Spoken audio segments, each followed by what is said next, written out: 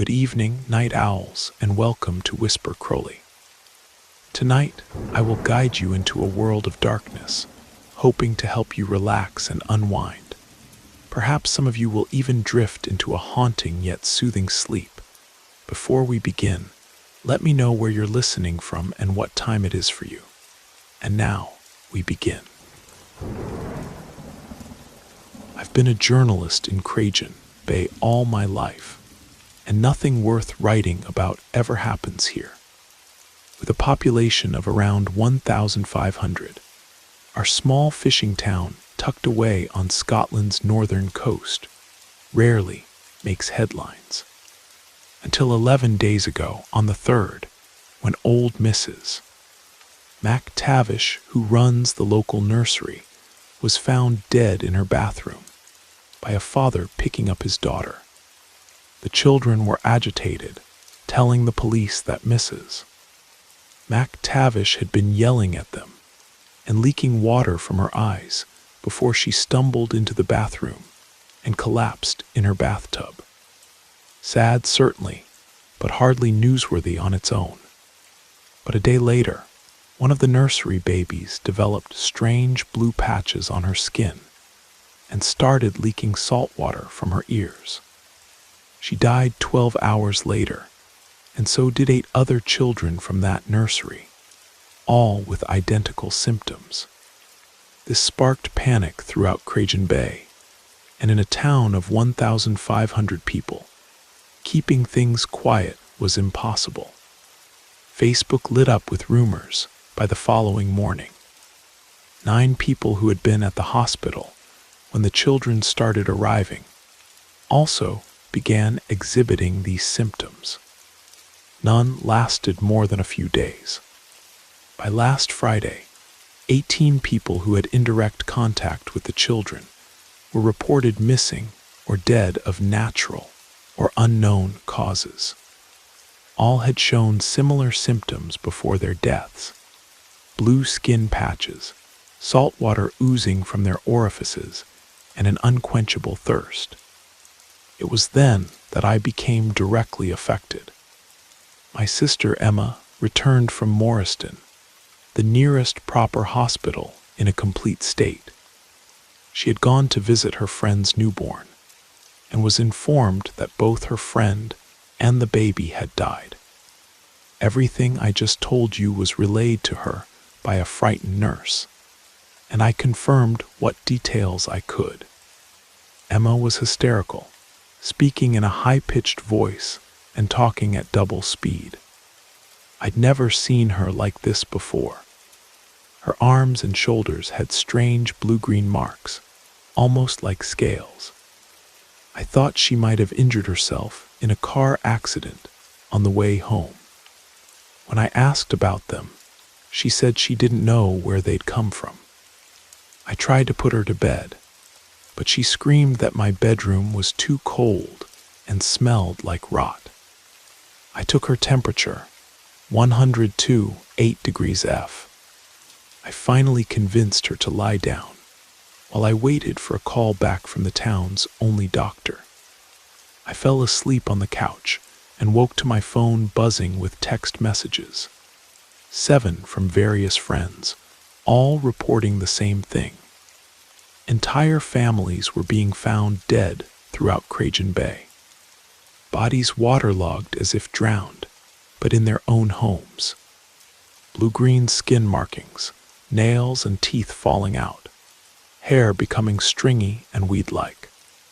Reports varied from 14 to 55 dead, depending on who you asked. In complete shock, I did what I do best. I wrote an article for my blog. I called my usual contacts around town, but nobody answered. I went to check on Emma and found salt water pooling from her ears, soaking the pillow. Between that and the scale-like markings, I started to wonder if these weren't just random deaths, but something far worse. I called the 24-hour medical center in town, but no one answered. I didn't want to risk driving her to Morriston. I then tried 999, which also rang endlessly. I called my friend Maggie in Morriston, who works for an actual newspaper, and she told me they were reporting that Morriston Hospital was running with minimal staff, because most of the medical workers had either called in sick or been found dead in their homes. She said she'd seen military vehicles in town. I woke the next morning to find Emma gone. I don't know where she is, and I'm too frightened to search for her. I've called the CDC equivalent here, the Health Protection Agency, multiple times. The first time, a woman took my statement and said she'd get back to me. Every subsequent call, she immediately puts me on hold and never returns to the line. This morning, my contact at the police department finally called back. He told me the death toll is impossible to calculate, and that they're being pushed aside by both Scottish and UK government officials. The only exception, 2 people from the HPA arrived yesterday. My contact overheard them discussing the fishing company McKinnon's catch and their new deepwater harvesting methods, speaking as if it were relevant. He doesn't know how it connects, but hopes I can make something of it. I can't. I only know that my estimate for Cragen Bay itself is around 40 dead after showing identical symptoms. I haven't seen any of this on national news, which I've been watching obsessively. Why not? We've been told the safest place is inside our homes. I haven't seen a car pass down my street in 2 days. I'm terrified. Emma is still missing, but I'm too afraid to look for her or even enter the room where she was sleeping. My hair is falling out, becoming thin and string-like. I've been drinking water nonstop, but my thirst never subsides. This morning, I noticed a blue-green patch on my arm. I know my immune system is compromised, and I'm too afraid to leave my house. I called my parents in Edinburgh and left a message, but they haven't called back. The last I heard from Maggie in Morriston was Saturday morning, when she texted that they had started finding bodies floating in the streets as if the town had flooded, though there'd been no rain. No one is bothering to collect them anymore. I responded, but she never texted back. I'll update if I can. Anyone in Cragen Bay or Morriston, please contact me. I haven't seen another human in over 2 days and feel like the last person on Earth. Edit, it's almost 6 p.m. and a siren has been wailing for about 10 minutes. I don't know if it's a flood warning or something else, but it's deafening.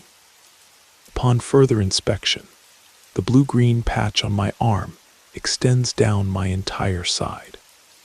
I'm so scared. I had a breakdown an hour ago where I just screamed and cried, and my tears were salty and mixed with seaweed fragments. To the person calling businesses here, no one is answering because our downtown has been shut down. I called places where I know the owners and employees, and the people who answered weren't locals. I don't know who they are, but they're not from Cragen Bay. I'm going to check on my neighbors because I can't be alone anymore. It's not like I can catch this thing because I've already got it. The sirens have me terrified as the sun is setting. My name is Duncan Blackwood. I'm 29. I'm from Cragen Bay, Scotland, and I think the sea is taking us back.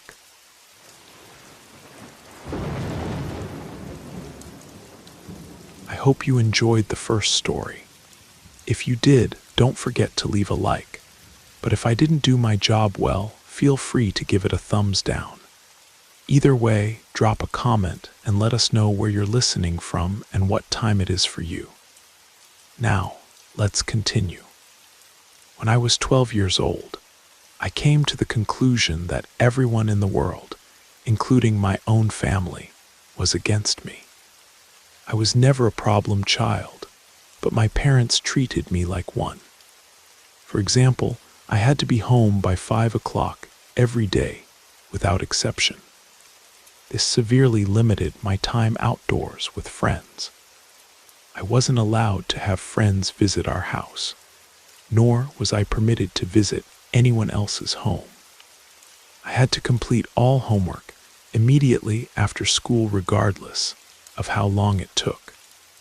My parents refused to buy me a mobile phone like the other children had, and forced me to read books and then write reports on them to prove I had actually read them. Although those rules were frustrating, they weren't what upset me most. What truly hurt was the lack of compassion from my parents. My mother was a bitter woman who always made me feel guilty for accidents or mistakes. My father only knew one emotion: frustration. The only time he spoke to me was when he shouted about poor exam scores or punished me for misbehaving. But enough about them. Let me tell you about Madame Dubois. Like most small villages in southern France, Saint-Étoile had a single school that served all children from ages 6 to 15. Normally, the art teacher position rotated among regular teachers, none of whom had any particular talent or passion for it. But in March 2018, our school hired a dedicated art teacher, something unprecedented in our village's history. I could see Madame Dubois through her classroom window every day as I passed on my way to the cafeteria. She would always be alone in there, working on some paperwork or organizing supplies. I never saw any students talking with her during lunch breaks. This made me think that most children were too intimidated to speak with the new teacher from Paris. Or perhaps they found her aloof and strange. For 3 weeks, I gathered my courage to visit her classroom. March 23rd was the day I finally decided to voice my troubles to Madame Dubois during the lunch break. I stood in front of her office door and knocked softly. Through the window, I saw her raise her head, smile, and motion for me to come in. I did. Madame Dubois was a very soft-spoken woman who radiated kindness. She introduced herself properly and asked for my name. Lily Morrow, I replied, feeling suddenly timid. Madame Dubois was unlike any teacher I had ever met. Her long silver hair was always tied in an elegant bun, and she wore flowing dresses with intricate patterns that seemed to shift and move when you weren't looking directly at them. Her office smelled of lavender and old books, and the walls were covered with stunning paintings, not the kind you would expect in a school, but museum-worthy pieces depicting dreamlike landscapes and faces that seemed to follow you with their eyes. In less than 30 minutes, I poured my heart out to Madame Dubois about how cruel my parents were, and how they didn't care about me at all. After my voice began to quaver and I stopped speaking, the art teacher listened patiently, arms folded and head nodding.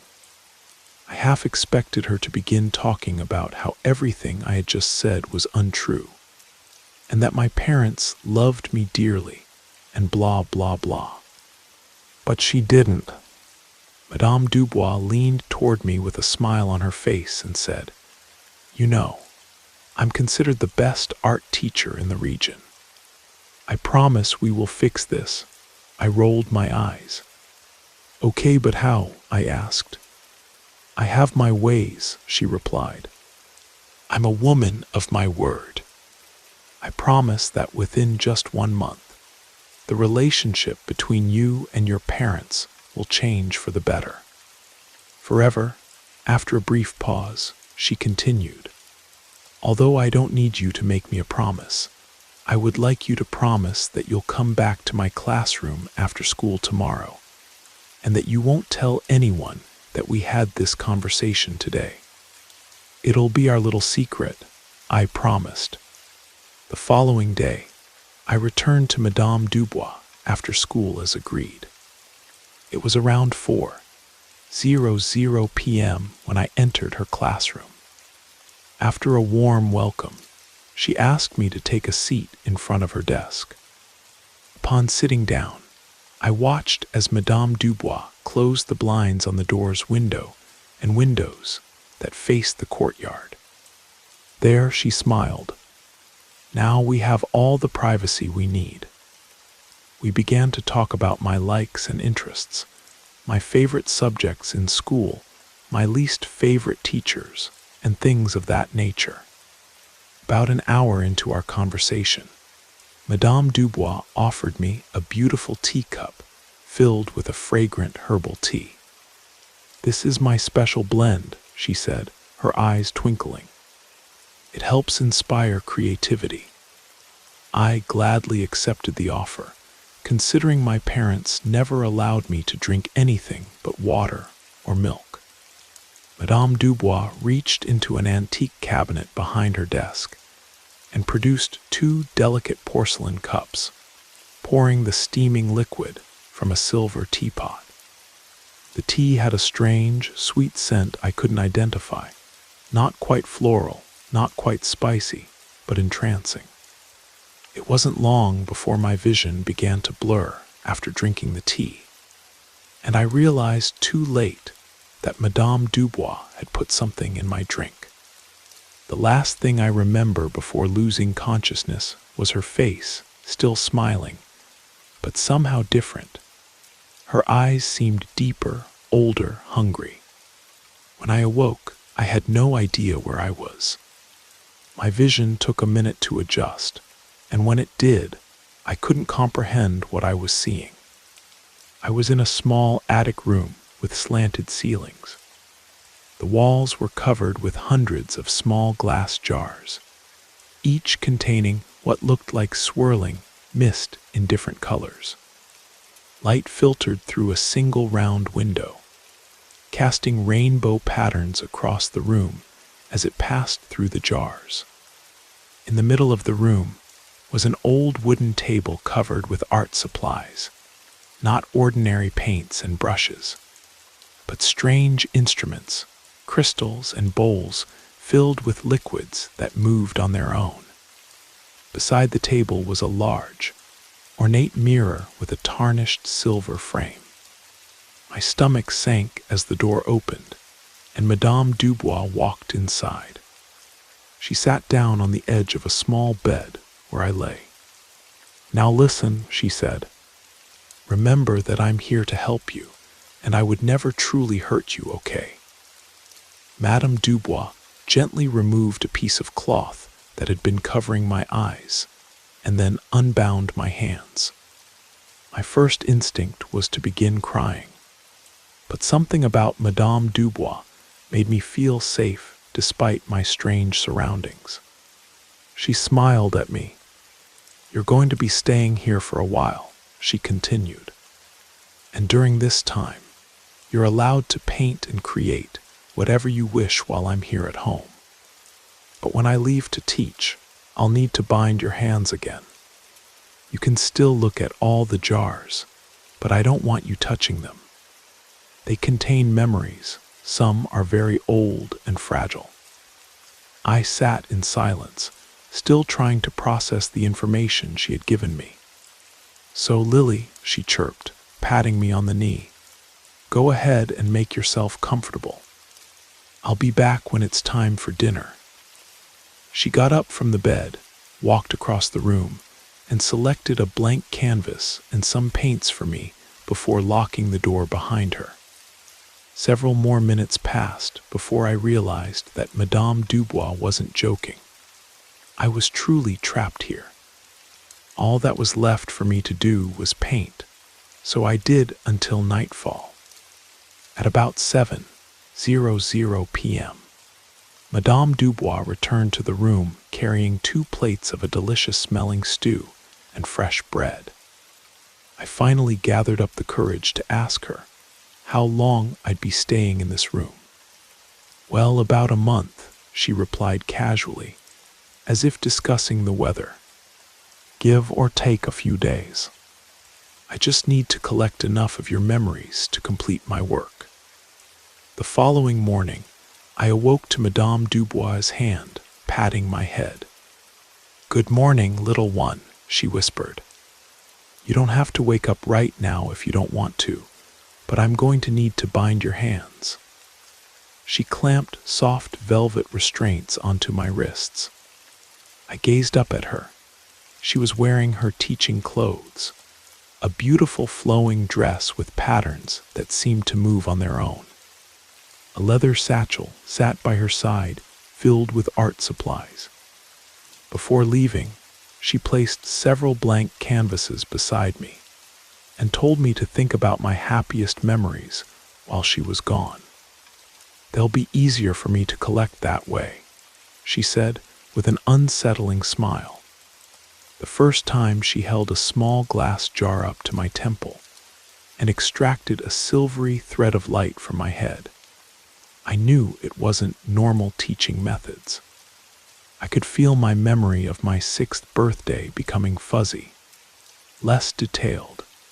As the silver light swirled in the jar, she carefully labeled and placed on a shelf. Over the next 4 weeks, I lived in that strange attic room. Madame Dubois treated me with the utmost respect, feeding me delicious meals, providing books to read, and encouraging me to paint.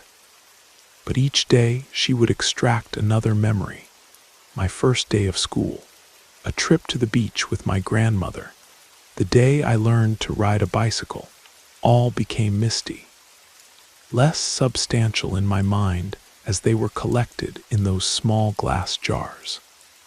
One morning, when Madame Dubois woke me before heading off to work, I noticed a stern look on her face.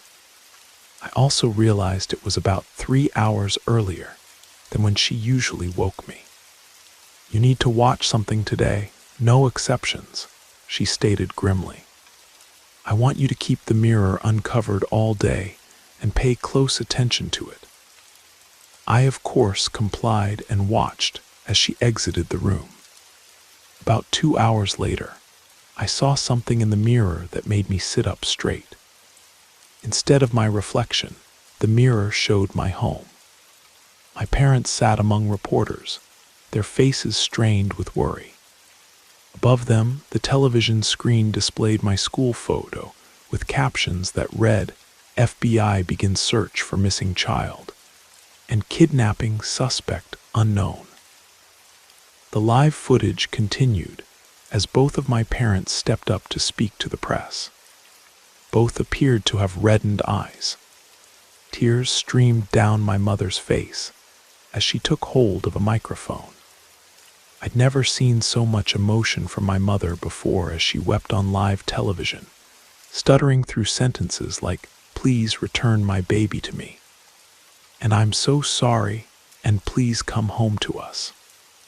When my father took the microphone, I fully expected his attitude to be stone cold, but he too had tears in his eyes. He pleaded to the world to bring his daughter home safely and begged for my forgiveness. "I know I haven't been the best father, but God help me, I wish I had been.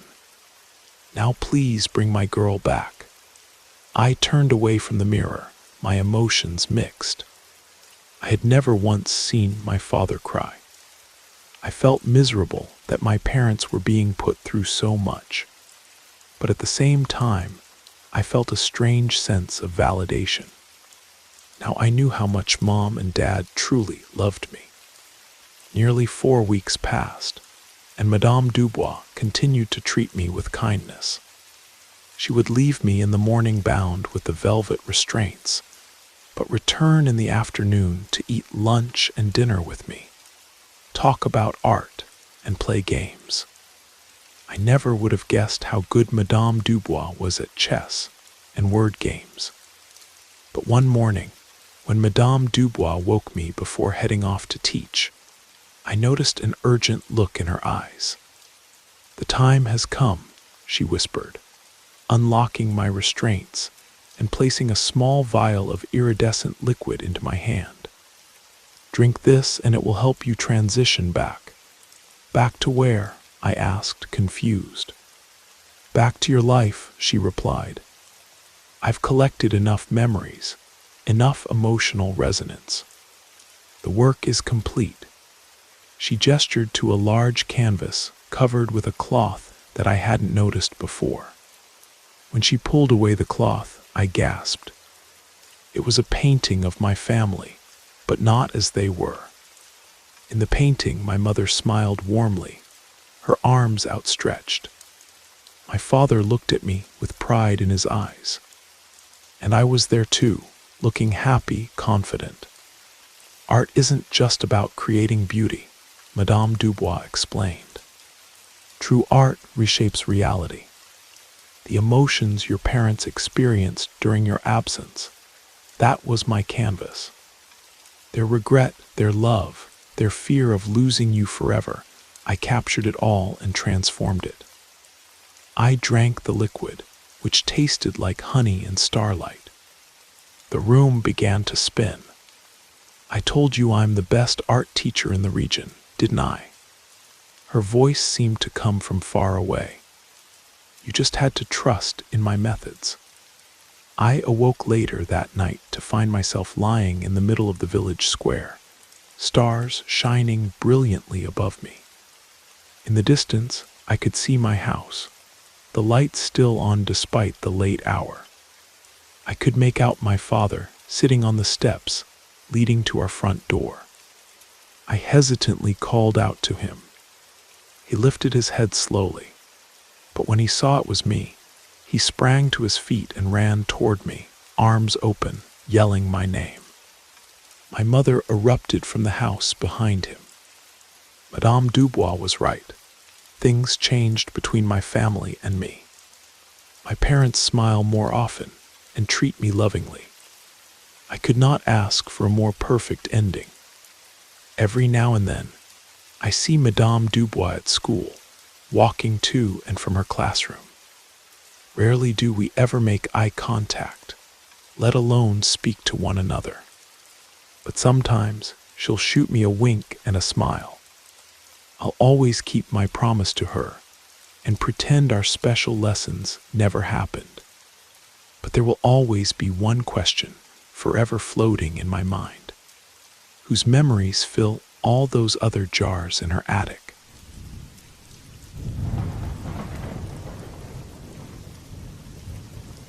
The first time Finn held it in his hands, I knew it was love. His face lit up in a way it only did when history pulsed through his veins, and the smile that rose from his lips bloomed out of his eyes. His smile was never larger than when he held the camera up to his eye and pointed the viewfinder in my direction. It was a vintage land camera, one of those old Polaroids from the 60s that spits the photo out after you take it, the kind you could only find hiding in some attic or forgotten shop, begging for a new life. It's still in beautiful condition, the proprietor of the antique shop said in a warm Irish brogue as he hobbled over to meet us. Hasn't been used in a few decades, though. Just collecting dust in the back. But these are reliable. A sudden sputtering left me wondering if the old man was laughing or coughing.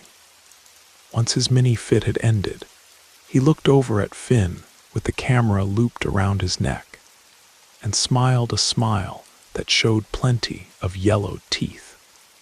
There was something gorgeously haunting about coastal Ireland, I thought to myself. For you, lad, I'll do €30, the shopkeeper said. Finn smiled politely. Hell, I'll throw in all the film for it too.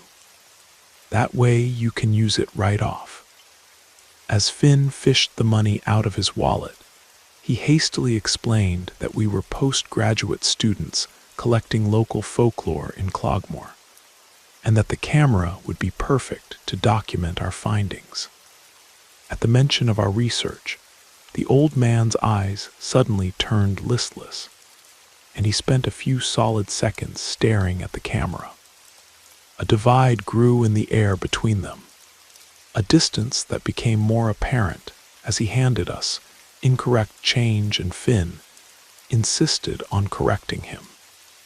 When we thanked him and started to walk away, the faraway look disappeared from the man's eyes, and a more desperate one took its place. "That was my brother's camera." The sentence came from nowhere, just like a puff of wind on the chill September day. We turned around to face him, our smiles fading in the afternoon light. "Please be careful with it. There's memories and power in it that you couldn't begin to imagine. He used it all the time, you see. For everything, always carried it around with him. I used to think sometimes he loved it more than anyone in the world. I think there's still a piece of him in it, bless his soul." The last statement hung dumbly in the sunlight streaming through the weathered shop windows. It swirled there like a feather, gently weaving in and out of the airstreams, for as long as it could before hitting the ground. Finn opened his mouth, but nothing came out, so he just turned and walked back to the car. I nodded to the man slightly and watched as he sat back down in his chair and put his head down. There was nothing my mouth wanted to create either, so I just let Finn pull my hand and turn me away. As I started the car, Finn stared blankly out the window at the shopkeeper. "I feel bad taking this," he said quietly, his head stuck somewhere else. Before his thought could finish, the car had moved on, and we were rapidly traveling back through the mist-covered hills. The unfinished sentiment never allowed itself to come fully into being, but it sat in the car, hovering over the cup holders between us, watching the road with silent fascination. It was nearing dusk when we reached our lodging by Clogmore Bay.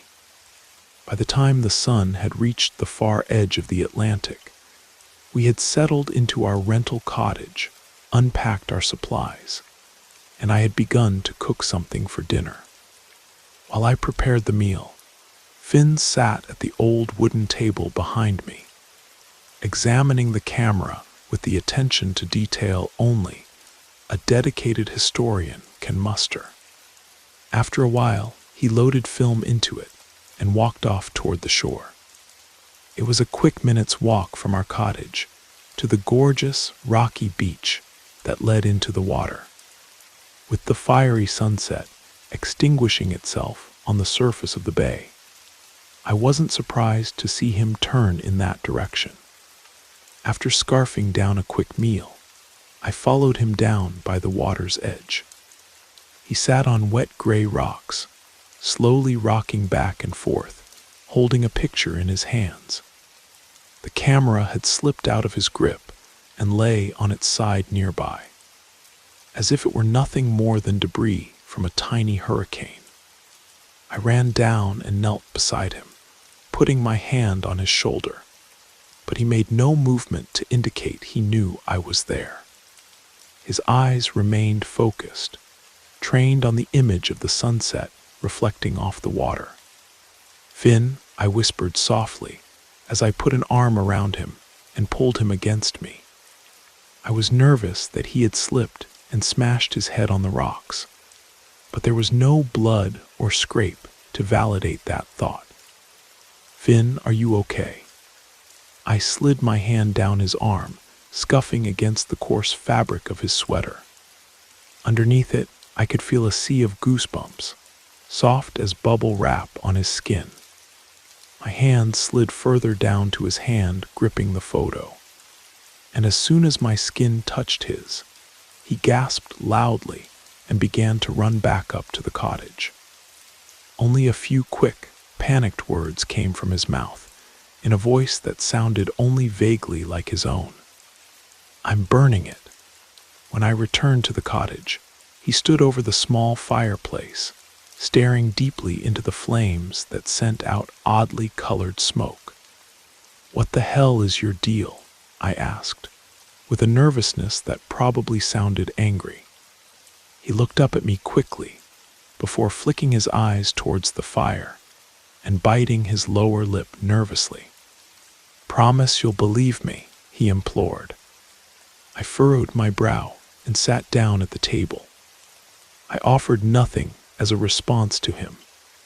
I wasn't going to promise something I couldn't hold steady on. "Just don't laugh or think I'm crazy, okay?" I waited a beat before slowly nodding. I saw someone in the viewfinder on the beach. There was a man. He was standing a little way out into the water. He looked all beaten up, eyes all swollen and black, with blood trickling down from his face. It got all over his fisherman's jumper and his coat. His clothes were all torn up too, having everything he had on these heavy boots with chains wrapped around them. I stared at him, specifically at his eyes. The steely blue irises stared down at the fire, as if he was ashamed to be saying the words.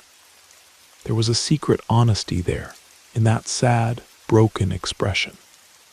It was one of the rare moments when his academic bravado was wholly peeled back, and he was unabashedly himself, right down to the scared boy who hid in his inner core.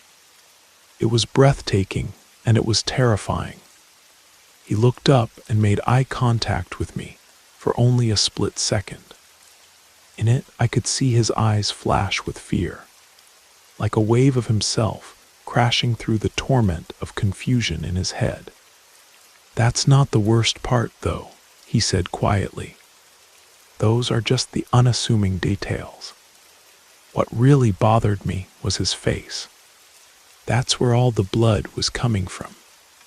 His lips had been peeled back and cut open, and his teeth were all broken and shattered. And his tongue, this abnormally long tongue, flopped out of the empty hole that was his mouth. He tried to scream. I could see it, but nothing came out, just the stillness of the wind on the water. Then he toppled over and sank beneath the surface.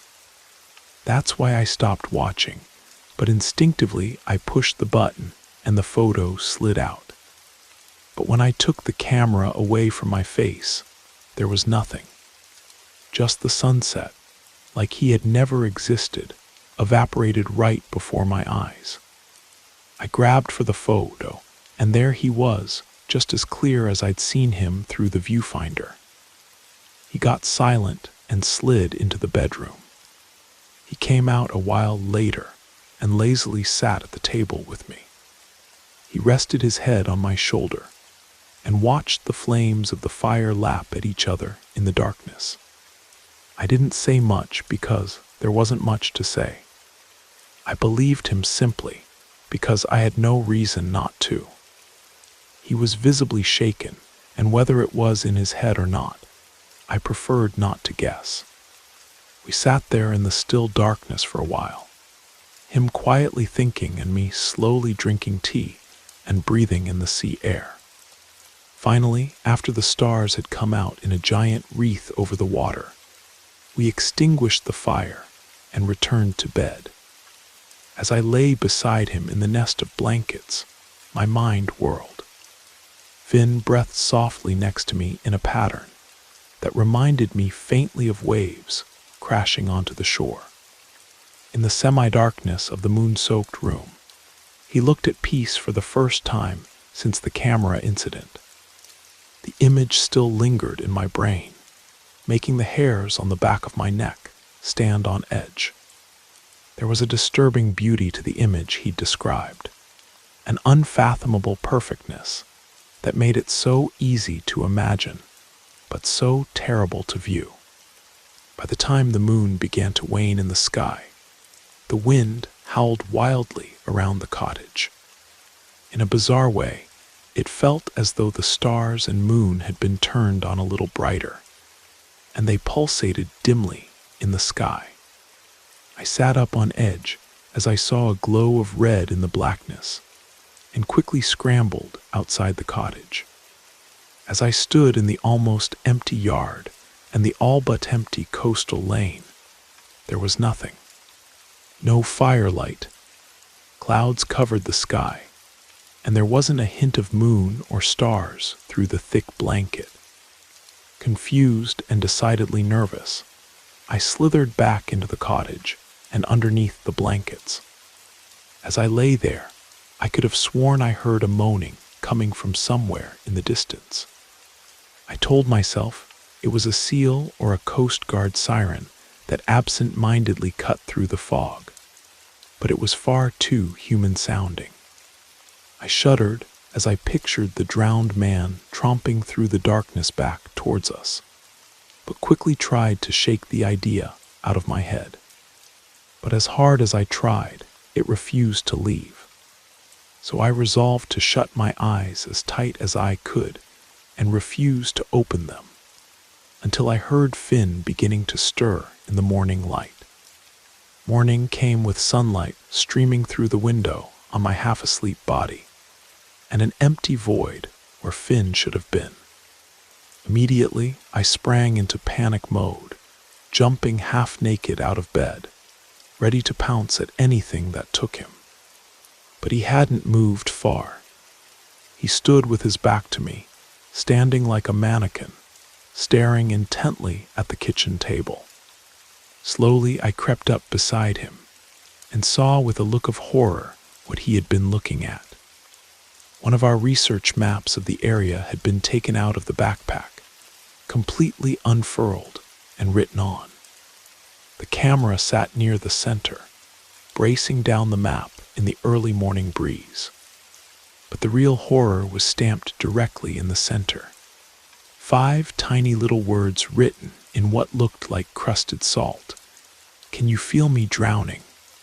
I held the map down while he took a photo of it. As he pulled the camera away from his eyes, I could see tears beginning to form. I folded him into my arms and let him cry into my shoulder. We stood there in the morning light for what felt like an eternity, with the image on the map burning deeper into my eyes every minute. The letters were jagged and wobbly, as if an unsteady hand had written them. Crystals of salt lay scattered across the table, but we had no idea how they'd gotten there. Finn cried that he wanted to leave, but I convinced him to stay another day. We left the camera on the table and went for a walk along the bay, trying to clear our minds. As we walked the shoreline, an elderly local approached us, asking about our research. When we mentioned the antique shop and the camera, his face darkened. "Ah, you've been to old Thomas's shop then. And he sold you Patrick's camera, did he?" We nodded, and the old man sighed deeply. 7 men lost at sea 30 years ago this very week. Patrick among them. They say he took his camera on that last trip, wanting to capture the perfect sunrise. Storm came out of nowhere. Bodies washed up one by one, but Patrick's was never found. Some say his spirit is trapped in the last image he tried to take. That night, I awoke to find Finn gone from our bed. In a panic, I rushed through the cottage, calling his name. When I finally found him, my blood ran cold. He stood knee-deep in the bay's frigid water, camera held to his eye, completely motionless. I shouted his name, but he didn't respond. As I splashed toward him, he slowly lowered the camera and turned to me with vacant eyes. "He wants to show me something," Finn whispered, his voice hollow. "Under the water. He says we can all be in the picture together." I grabbed his arm and pulled him back toward shore, fighting against both his resistance and the increasingly violent waves. As we struggled back to the beach, the camera slipped from his grasp, disappearing into the dark waters. Finn collapsed on the shore, gasping and confused, with no memory of walking into the bay. The next morning, we packed and left Clogmore without looking back. But as we drove away, I noticed something in the rear-view mirror. A figure standing on the shore where we'd been the night before, holding something up to his face. I didn't tell Finn. 2 weeks later, back in Dublin, my phone pinged with a notification. It was a photo message from an unknown number. The image showed Finn and me sleeping in our beds, taken from inside our cottage in Clogmore on what must have been our last night there. Behind us, reflected in the bedroom mirror, stood a drenched figure with a mangled face, his fisherman's jumper torn and bloodied, holding a familiar Polaroid camera. The caption read simply, "Found my camera. Your turn next." For the last 2 years, I've thought about that week often. The image of him, just a drowned fisherman disfigured by the sea, jars me out of the doldrums of normalcy and makes my hair stand on end.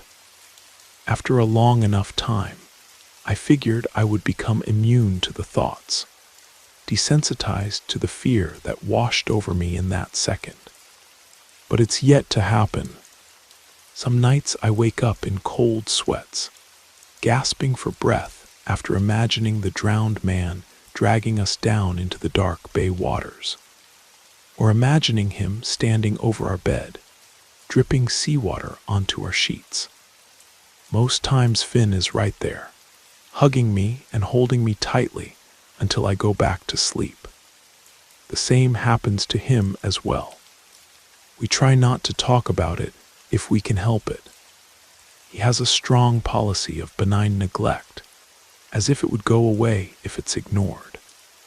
I disagree, but I do so quietly. I can't speak for him, but I have a lot of trouble getting it out of my head. I need answers. After going through old maritime records and missing persons cases for County Cork, I found that 7 fishermen, including a Patrick O'Malley, disappeared at sea in 1989 during an unexpected storm. Their boat was found, but only 6 bodies were recovered. Patrick's was never found. I felt like the research was only leading me into a dead end. So I scrambled around our apartment while Finn was at the university and found the photos we'd kept hidden in a shoebox since Clogmore. They were still as vivid as the day they were taken. I sat staring at them, my hands trembling when my phone pinged again. Another message from the unknown number. Just a Polaroid photo showing the inside of our apartment, our current apartment, taken from what appeared to be our bedroom doorway. And in the reflection of our hallway mirror, a familiar figure stood holding the camera to his eye. I've blocked the number, but I know it won't help. Sometimes at night now, I swear I smell salt water and hear the distant sound of waves, even though we're miles from the sea. And occasionally, when I look through our apartment window down to the street below, I catch a glimpse of a figure standing there, staring up at me. Always wet, always watching, always holding that damn camera.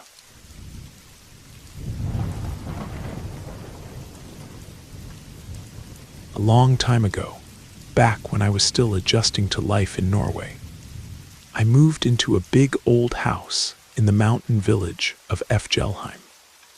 Yes, I know it sounds cliché, but it was a beautiful place with little hidden cupboards, narrow staircases, and rough wooden floors that felt comforting beneath my feet. It smelled very old, but in a good way, like how my grandmother's house had smelled, of pine, wool, and lingonberry preserves. I'd inherited the house from my grandmother Ingrid when she passed. I barely knew her, as my mother had moved to America long before I was born. But the connection to my Norwegian roots drew me back after my divorce. The village was small, no more than 200 people, perched on the side of a mountain overlooking a fjord so blue it seemed painted rather than real. I arrived in early autumn, as the aspens were turning golden and the air began to carry the first sharp bite of the coming winter. I spent those first weeks cleaning, discovering hidden corners of the house and making it mine. Living alone in a remote village, I found comfort in my possessions, little treasures that reminded me of home or held special memories. The silver locket from my mother, containing a photo of us together. A small carved wolf my father had given me for my 16th birthday. A worn leather journal where I documented my thoughts during the difficult months of my divorce. I should have noticed sooner that things were vanishing. It started with small items. A granite pebble I'd kept as a souvenir from my first hike in Norway. A hand-knitted mitten I'd left to dry by the fire. A blue glass bead that had broken off my favorite necklace. All items with little monetary value, but weighted with personal significance. At first, I simply thought I was being absent-minded. Moving to a new country, learning a new language, adjusting to village life. It was a lot to process. Misplacing things seemed normal under the circumstances.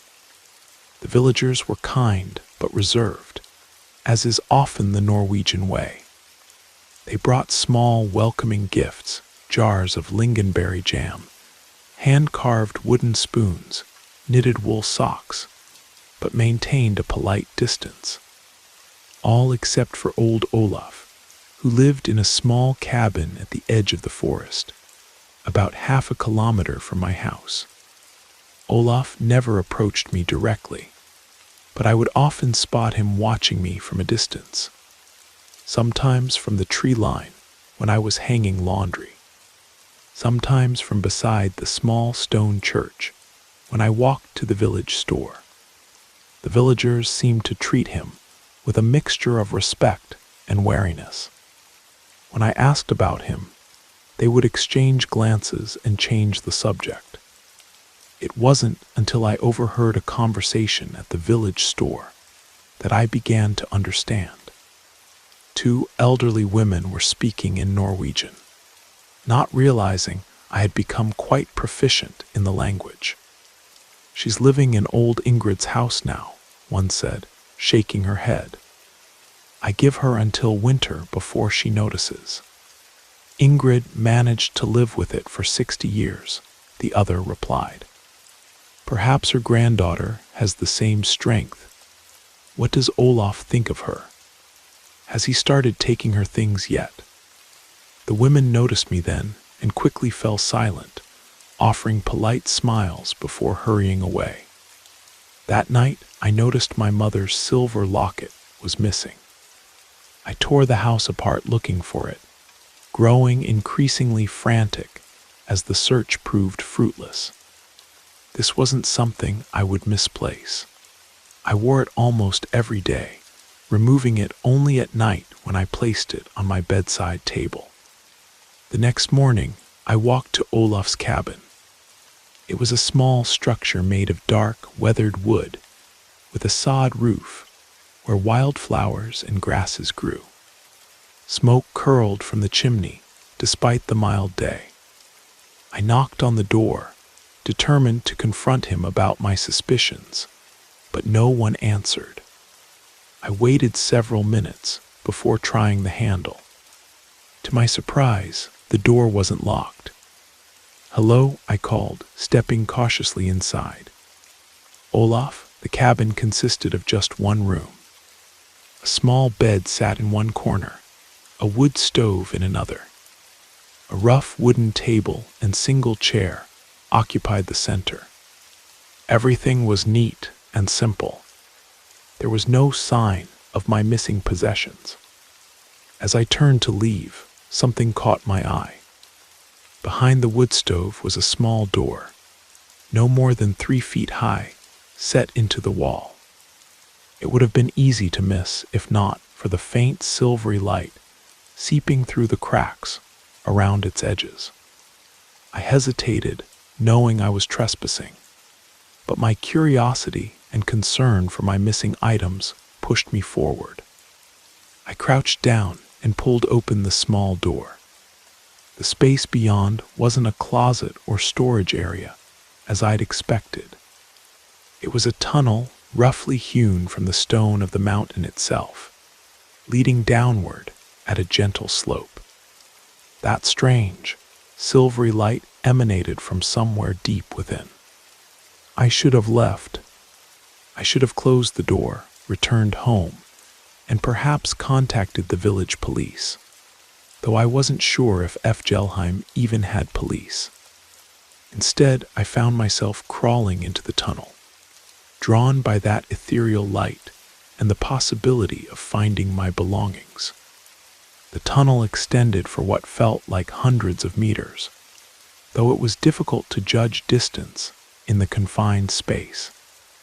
Eventually, it opened into a vast cavern that took my breath away. The ceiling soared at least 30 meters high, with stalactites hanging like frozen daggers. The walls glittered with embedded crystals, reflecting that strange, silvery light. But what truly shocked me was what filled the cavern's floor. Objects, thousands upon thousands of objects, arranged in neat, concentric circles around a central pedestal of smooth stone. Each item was carefully placed, with small spaces between them. I recognized items from every period of history: ancient bronze jewelry, medieval tools, Victorian dolls, modern electronics, all preserved in perfect condition. And there, in one of the outer circles, I spotted my missing possessions. My silver locket gleamed beside my father's carved wolf. My journal lay open, its pages fluttering slightly though there was no breeze. I moved carefully through the circles, avoiding touching anything, until I reached my items. As I bent to retrieve the locket, a voice spoke behind me. Those belonged to the mountain now. I spun around to find Olaf standing by the tunnel entrance. He looked different here, taller somehow, his eyes reflecting the silver light like mirrors. "These are my things," I said, clutching the locket to my chest. "You stole them." He shook his head slowly. "I am merely the caretaker. The mountain chooses what it wants, and I collect on its behalf. Your grandmother understood this arrangement." "What arrangement?" I demanded. "The mountain protects Fjellheim. In return, it requires nourishment, not ordinary objects, but those infused with emotion. Love, grief, joy, fear. The mountain feeds on these feelings, drawing them from the objects that contain them." I looked around the cavern with new understanding. Each item represented someone's strong emotion, a piece of their soul captured in physical form. My grandmother gave things too. The mountain all villagers do. It's the price of living here. The mountain takes only what carries true feeling. Those who refuse to give willingly find their treasures taken anyway. He gestured to my locket. "That carries great love. Your mother's love for you. Your love for her. It provides significant nourishment. And if I take it back," Olaf's expression grew solemn, "the mountain will be displeased. It would take something else instead, something of greater value." It always claims its due. I should have been terrified, should have dismissed this as the ramblings of a madman. But standing in that shimmering cavern, I felt the truth of his words. There was power here, ancient and patient. What happens to the emotions? Are they consumed, transformed? He corrected. Look closer at your possessions. I examined the locket again and noticed something strange. The silver seemed to pulse faintly, as if alive. When I opened it, the photo inside had changed subtly. My mother's smile looked more vibrant, her eyes more alive than in any physical photograph could capture. The mountain preserves the essence of the emotion, distills it to its purest form, Olaf explained. Nothing is lost. In fact, some might say it's enhanced. I looked out across the vast collection, each object telling its own emotional story. And you? What do you get from this arrangement? A small smile curved his weathered lips. I am very old, Astrid. Much older than I appear. The mountain grants its caretaker cert. Considerations. That night, I returned to my house, my mind reeling with what I'd discovered. I left the locket in the cavern, but brought back my journal and the carved wolf. A compromise that felt right somehow. Over the following weeks, I noticed small objects continuing to disappear, always items that held emotional significance. A pressed flower from my first Norwegian forest walk. The ticket stub from the ferry I'd taken across the fjord on a particularly beautiful day. A shell I'd found while contemplating my new life here. I didn't fight these small disappearances anymore. Instead, I began to think of them as offerings, contributions to the strange ecosystem that kept F. Gelheim safe and thriving. Sometimes I would even place special items on my windowsill before bed. A photograph that captured a moment of pure joy. A stone I'd held while crying over my failed marriage, knowing they would be gone by morning. Winter arrived with a vengeance, burying the village in snow and sealing us off from the outside world for weeks at a time. Yet I never felt the isolation that had haunted me in my previous life. There was a connection here to the village, to the mountain, to the objects I'd contributed to that glittering cavern. Occasionally, I would visit the cave, crawling through the tunnel from Olaf's cabin. He always seemed to know when I was coming and left the door unlocked. I would wander among the circles, sometimes finding my own items, sometimes discovering treasures centuries old. Each emanated that faint pulse of preserved emotion, joy, love, fear, wonder, creating a symphony of human experience captured in physical form. Last week, a young family moved into the vacant house across from mine. Their little daughter, no more than 6, plays in the yard with a beloved stuffed rabbit, hugging it tightly as if it contains her whole world of love. Yesterday, she was crying, searching frantically for the rabbit that had just disappeared. I watched from my window as her parents helped her search, promising to buy a new one. But I know no replacement will be the same. That rabbit has joined the collection now, preserving forever the pure love of a child. Sometimes at night, I think I can feel the mountain's presence, a vast, ancient consciousness beneath my feet, feeding on the emotional energy of our cherished possessions. I wonder what it truly is, this entity that Olaf serves. A god, a natural force, something older than either concept. I may never know, but I've made my peace with the arrangement. Next week, I'll begin my new position as assistant caretaker, Olaf says it's time he had help, that the mountain has chosen me to learn its ways. My grandmother performed this role before me, it seems, and perhaps her grandmother before her. If you ever visit the remote village of Fjelheim, with its picturesque views and friendly but reserved inhabitants, be mindful of your possessions. Not the expensive ones. Your smartphone or camera will likely remain untouched. But that smooth stone you've carried in your pocket for luck since childhood. The faded concert ticket that reminds you of your first love. The handwritten note from someone now gone. Hold them close at night. Or perhaps, leave one on your windowsill as an offering. The mountain remembers each contribution, and those who give willingly are looked upon with favor. After all, we all leave pieces of our souls in the things we love. In Fjelheim, these fragments just happen to have somewhere special to go.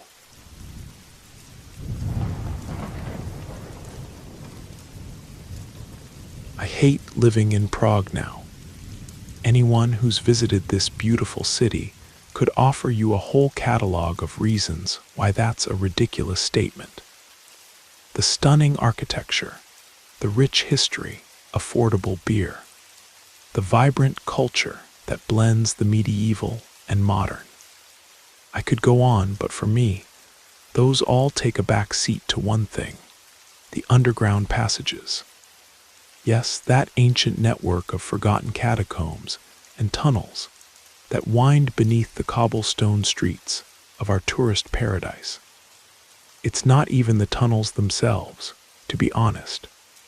It's what I've seen down there, and the sense of silent dread like a thought nobody wants to admit to when navigating those cold stone corridors. In Prague's underground, everyone's a ghost, demon, or something worse. Nobody speaks to anybody. I do my 9 to 5 in an architectural consulting firm with an office near Old Town Square. I'm here on a 2-year contract from Boston, supposedly living the European dream while documenting historical structural techniques for my firm back home. Most days I spend peering at ancient buildings and making detailed sketches, then writing analyses that nobody will probably ever read. By the time I'm finished in the evenings, I'm desperate for human connection, for someone to talk to me like a normal person. But instead, I'm swallowed up by the silence of the underground tour I've been taking for my research.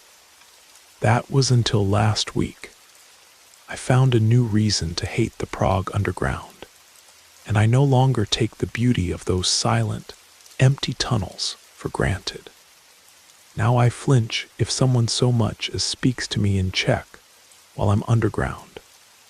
I take guided tour through the Prague underground from Malá Strana to Old Town on a weekly basis, letting the academic chatter of my guide fill my ears as we navigate the damp corridors that smell of earth and centuries past. My specialty is medieval foundation techniques, so I'm always sneaking away from the group to examine wall joints and ceiling arches when I can. But last week, the entire underground tour complex was a ghost town. Just occasional pockets of whispering tourists, widely separated from each other. Normally, that silence I so despised was the result of language barriers, not just a lack of people to talk to. After facing the headlong chill of air flowing from one of the deeper tunnels and making my way down to the old execution hall, noticing the eerie quiet that hung heavy in the air when the normal bustle of tourists seemed to be taking the night off, I found myself facing an utterly empty chamber. No word of a lie, I felt like I was the last living soul in a dead city. I took a seat on one of those uncomfortable stone benches they keep around for tired tourists. I was waiting for the 9 p.m. specialist tour to come marching down the tunnel, disgorging architectural history buffs from every corridor. But again, I was wrong. Something was awfully amiss. Eventually, a lone guide turned up, as empty of company as I'd ever seen in my entire 34 years of museum and tour visits. I approached with more than a little trepidation, and upon introducing myself and seeing rows of empty corridors stretching as far as the lantern light would reach, I elected to stay near the entrance.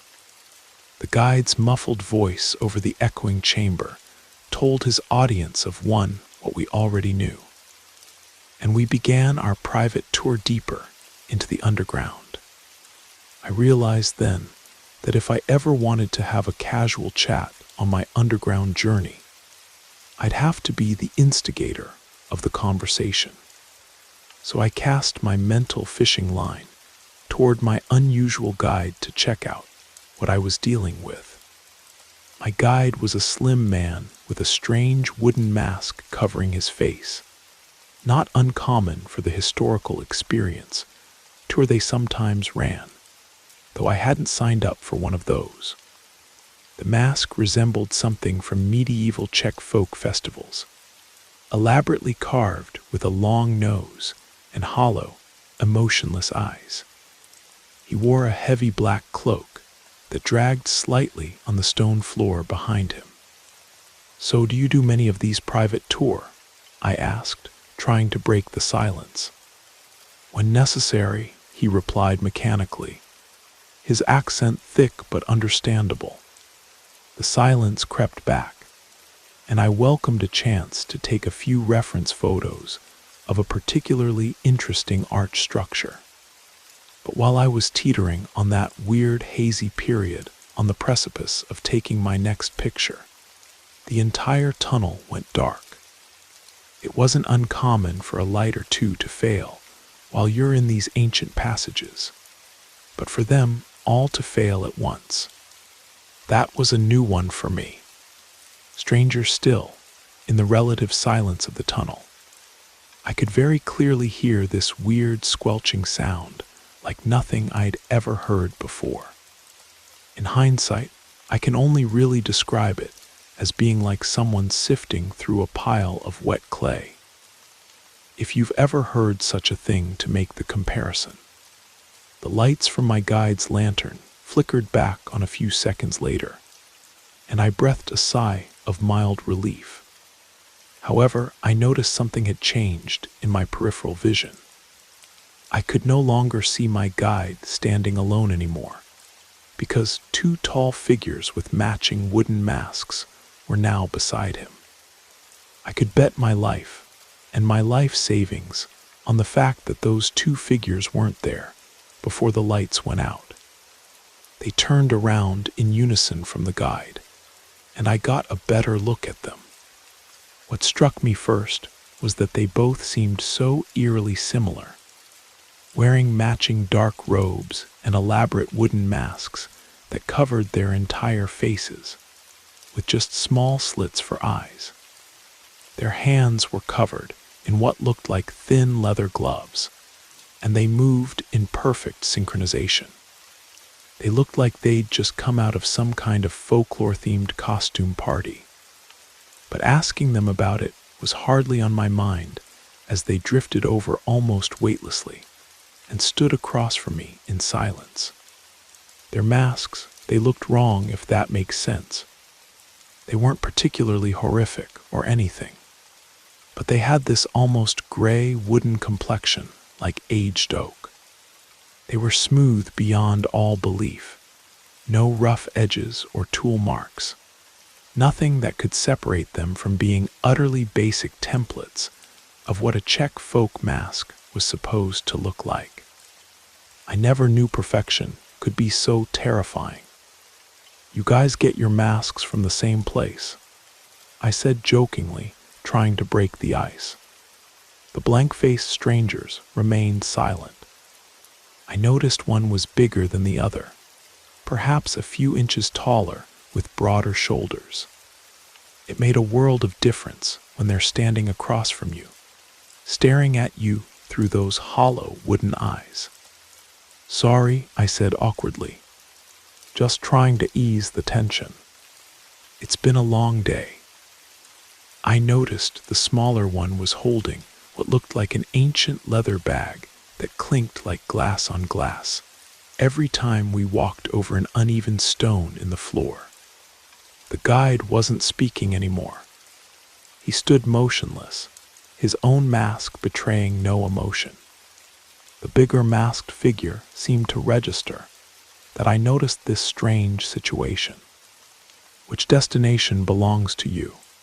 he said slowly, mechanically, like Czech-accented English left a foul taste in his mouth.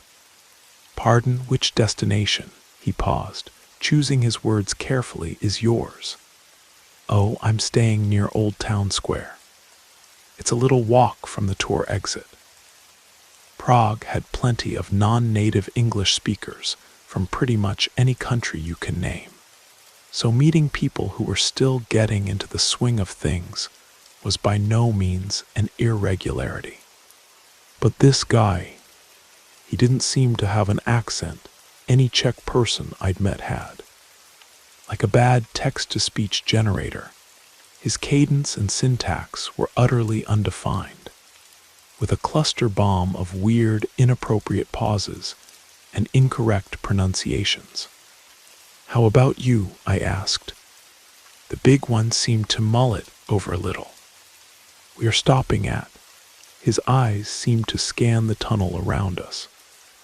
"Old Prague." "Oh, cool." Cool, the silence was crawling back. I didn't want to let it. "So do you guys work for the Historical Society? Or are you just enthusiasts?" I asked. The little one cocked his head sideways, but remained silent. The big one did the talking. "We're collectors, here to learn, here with a group." "Oh, do you go to Charles University?" I asked. "No," he said without hesitation. "Then where do you study, if it's okay to ask?" The corners of the big one's wooden mask somehow gave the impression of lifting upwards.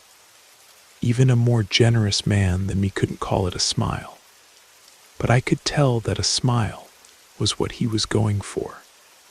His mask moved, but the eyes behind the slits never changed. "A long, long way from here." "I could tell you're not from around here," I said, trying to make conversation. Suddenly, the little one, without even moving his blank mask, gave the impression of utter nervousness. He slid a slender hand inside his robe, as if to grab something, but the bigger one stopped him with what I could only interpret as a glare and turned back to me. "What do you mean by that?" he asked, his tone stern. I could feel a bead of sweat creeping down my temple. "I just mean I figured you weren't from Prague originally. You know, from your accent. I assumed you were from somewhere in Eastern Europe or something like that." That was a lie, but it seemed like what they wanted to hear. The little one slid an empty hand out from his robe and settled down his stance. "Yes," the big one replied. "Eastern Europe or something like that. Your friend, is he okay?" "He's looking a little tense." The little one jostled on his feet again and used one of his hands to steady his gently bobbing head. "He hasn't said anything," I continued. "He's fine. He doesn't speak," the big one said, seeming as annoyed as his voice would permit him to be. "You ask lots of questions, don't you? Is that typical? Or typical of others?" I shrugged, feeling a little hurt by his bluntness. "We cannot speak if you like. I was just quite curious about why you're here. You seem like interesting guys is all." The big one tried one of his full mask movements again and asked in a more confident tone, "What is your name?" "Michael Novick," I replied. Something about a question asked by one of these strange people demanded an answer, regardless of whether you wanted to give it. "We are here to obtain research samples, Michael Novick," he said, saying my name as one word, as though it was customary wherever they came from. "This place has such a bountiful collection of different specimens. It was the most effective place to get a realistic, representative sample." They took longer on the larger words like bountiful and representative, sounding them out and putting emphasis on all the wrong parts. Occasionally, we would pass side chambers or intersecting tunnels, though nobody else was around. I was beginning to regret taking the late tour, especially such a strange private one. "What samples are you collecting?" I asked, not entirely sure I wanted to know the answer. Without saying a word, the big one leaned over to his comrade and unzipped the leather bag, much to the little one's apparent discomfort. That glass-on-glass chinking was a collection of jars with strange mechanical lids, where I could see poorly defined red and pink masses floating in dark, viscous fluid. The slender fingers of the big one grabbed a jar at random and held it out for me to look at. I want to believe that my eyes were lying to me then, but I know what I saw. What looked horrendously similar to a human heart was bobbing gently up and down in the black fluid, and I suppressed the sudden urge to heave. "All kinds of samples," the big one said in his mechanical drawl, placing the jar back into the bag and zipping it up. The silence came back, and I welcomed it, not wanting to exchange another word with these awful things. I expected and hoped that this was some kind of elaborate prank for a hidden camera show I had yet to see the appeal of. But there were no cameras or presenters emerging from the shadows to thank me for being such a good sport. We walked silently until the tunnel widened into a large chamber. As my guide announced, "We have arrived at the Chamber of Alchemy." The two men got up again in unison, and the little one shouldered the duffel bag carefully. A group near the exit consisted of more masked figures, all wearing matching wooden masks and dark robes, just like the ones the two on our tour were wearing. "Goodbye, Michael Novick," the big one said, catching me off guard. "Perhaps we'll see you again the next time we visit, yes." Without another word, the two walked out of the chamber and onto the main tunnel that led to the exit. But the little one dropped something. It looked like a handkerchief floating down to the ground. Instinctively, I reached down and grabbed it to give it back to the man who dropped it. But the texture of the material stopped me. It was unnatural, like nothing I've ever felt before. I grabbed a corner in each hand to get a better look at what it was, but my entire body tensed up. I could scarcely move or breathe. In my hands, I was holding a wooden mask, or rather, what appeared to be the face of one, staring lifelessly back at me. My head jerked up to get one more look at the two men who had just left the chamber, and I saw the little one gazing at the mask I was holding. His little eyes, now the only aspect of his face that was visible to me, were buried in a strange black mass of something insect-like that moved and grasped and squealed and chittered like nothing of this earth. The guide disappeared from view as those terrible eyes bore into me, until I could see nothing of them anymore. The rest of the journey back to street level was long and silent. I sat clutching the wooden face, feeling its smoothness, its alien texture. I haven't seen the two men or any of their strange masked friends since then. But the next morning, I saw a news report that a tourist had been found dead in the underground tunnels, his heart surgically removed from his chest and sewn up with equally surgical precision afterwards. Police don't know what to think, as no security cameras picked up any footage of people being anywhere near him during the time of his death. I've not really left my apartment since then either. I've had a lot on my mind, a lot to think about.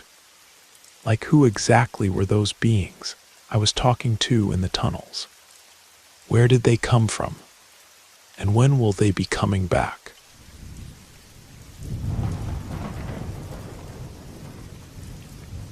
There are many stories about the Appalachian Mountains of North Carolina.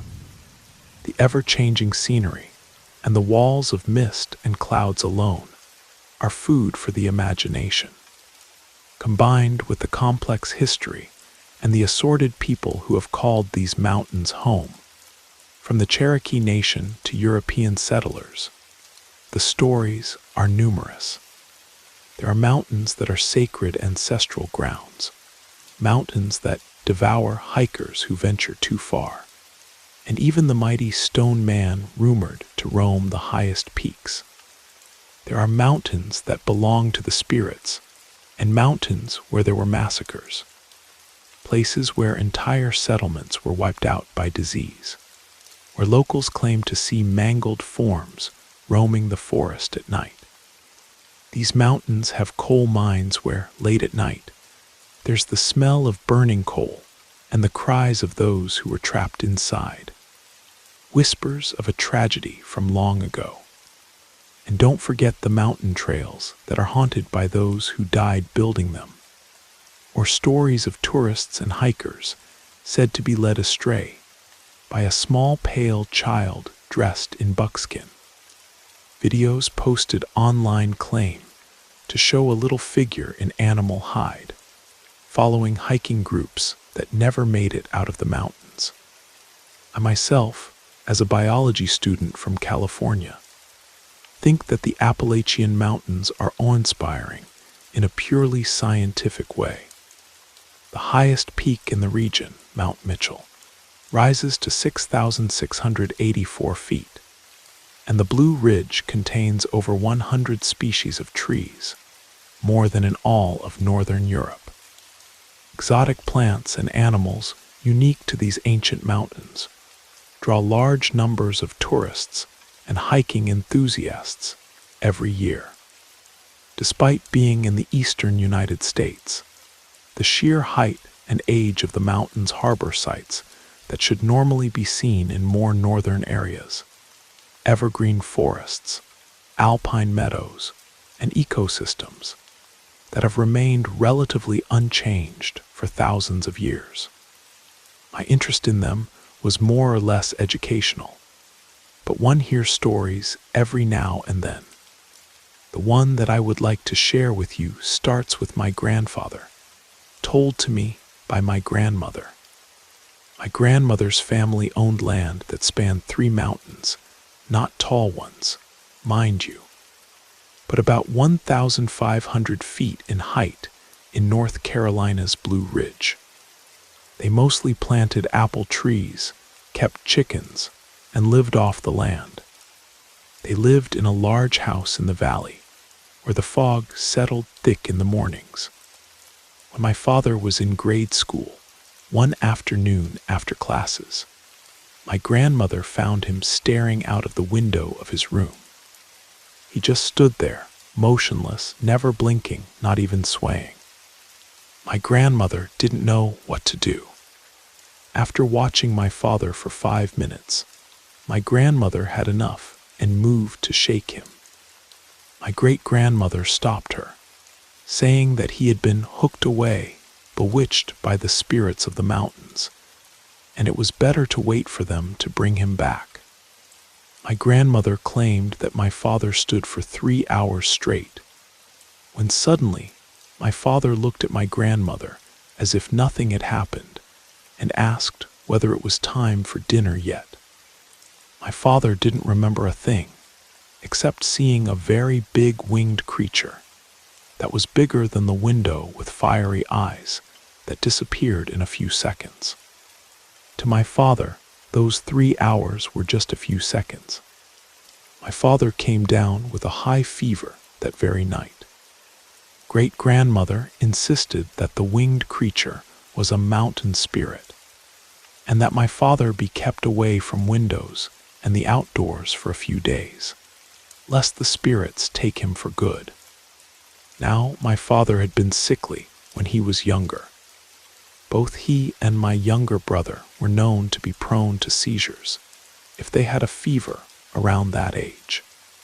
My guess was that he did see a real hawk or eagle, and the stress triggered a seizure. He had zoned out for a while, I concluded. I was very excited about this winged creature, though. Ever since the area was first settled, there were stories about a massive flying creature in these mountains. Among the Cherokee legends, there was one particularly fascinating tale about a creature they called the night flyer, said to have the wingspan of a small airplane and eyes that burned like embers in the dark. Research among old settler accounts mentioned similar sightings, but dismissed them as exaggerations of encounters with large birds of prey. But what if my father's recollections were accurate? Maybe there really was an undiscovered species of a huge bird or bat hidden in the mountains. So on a whim, I accompanied my grandmother back home to visit my great-grandmother. I wanted to ask great-grandmother about the spirit, but never got the chance. I knew my way around pretty well, having gone on little hunting trips with my granduncles before. And once it was clear that I wouldn't be needed at the house, I asked to go out. Great-grandmother insisted that I take a dog with me, lest I got lost. I took one that didn't snap at me, a mangy yellow mutt that had a funny yelp. I wandered around idly, chatting to the dog. It was midsummer, and the mountains were shady and cool. I kept to the path, letting the dog choose the way. The dog kept to the regular hunting tracks that circled the property. A certain beetle caught my eye, and I ended up taking pictures of it for my professor. As luck would have it, I lost the dog. Now you can't whistle in the mountains. It's considered bad luck. Or so my grand-uncle said, so I resorted to calling the dog's name. Maybe it's because of the dense leaves, but I felt that my voice just wouldn't carry. Before long, my throat was dry, and I just gave it up as a bad job. The dog knew the way better than I did. It would probably be home before me. So I decided to retrace my steps. Just as I passed an opening in the trees along the path, I heard a yelp. I groaned. The dog had run into a restricted tract, one that I remembered clearly. It led to an old Cherokee shrine. Local lore said that before the settlers came, there was an altar to a sacred 1,000-year-old chestnut tree. The Cherokee erected shrines and commanded visitors to pay their respects in an attempt to protect the natural wonder. But after the tree was struck down by lightning in the 1920s, the locals deemed it was an unlucky place. I wandered down there by mistake once. Charred wood everywhere, the shrine overgrown by plants, sunlight streaming down through the leaves. Yes, it was midsummer then too. I was playing with some of the decorative pieces, a partially charred red and white feather, when I was yanked by my ear by my very angry grandmother. Another yelp brought me back to my senses. Right, the dog. It wasn't a long walk. The increasingly agitated yelp spurred me on. 5 minutes later, I was there in the clearing. There was no dog in sight, just a black and deteriorating shrine. It was even more depressing than I remembered.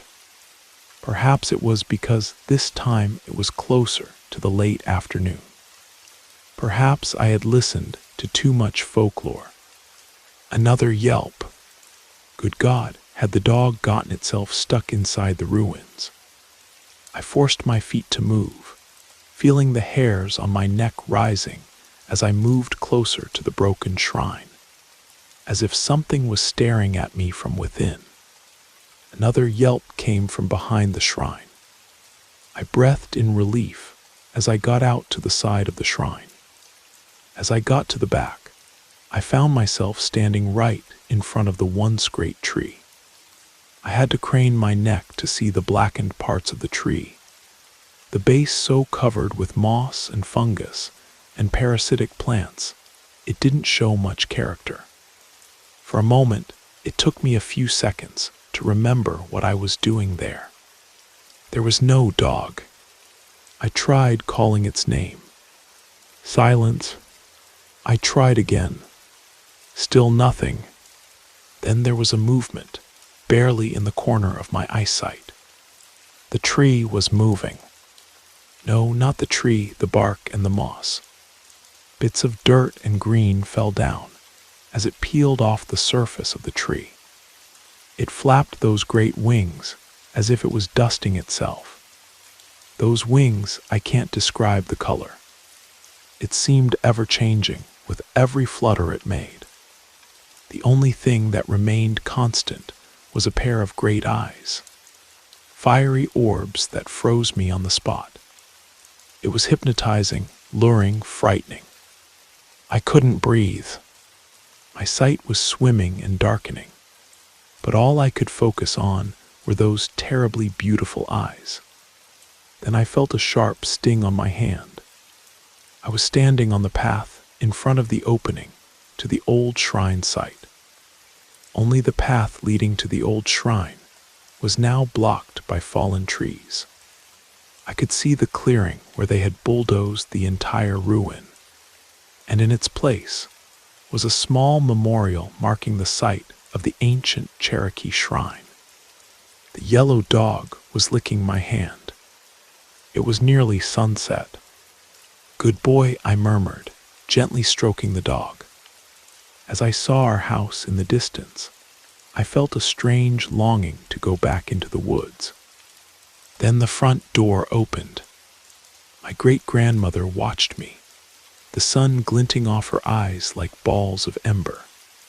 "Did you?" My voice trailed off. I felt like there wasn't a need to ask. I knew somehow that she had seen it too. Even to this day, when I'm hiking in the mountains, I feel a sense of being watched. It's not menacing, I think, just a presence of something from another time.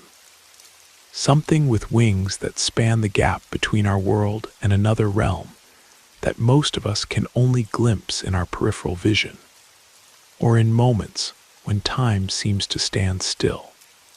The night flyer of the Blue Ridge still watches over its domain, and sometimes, if you're very quiet and very lucky, or perhaps very unlucky, it will allow you to witness its magnificent wingspan unfurling against the ancient trees it has guarded for centuries.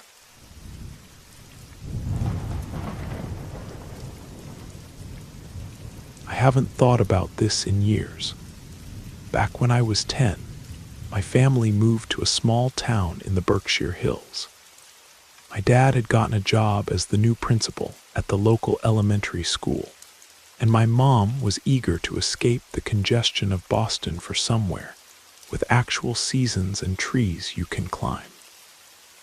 I was less enthusiastic. Moving meant leaving my friends, my familiar school, and the comfort of a neighborhood where I knew every shortcut and hiding spot. The house they bought was old, not historical society old, but old enough that the wooden floors creaked in specific places, and the walls seemed to inhale and exhale with the changing temperatures. It sat at the end of a dirt road, surrounded by maple trees that my mom said would be absolutely gorgeous in the fall. all I saw was isolation.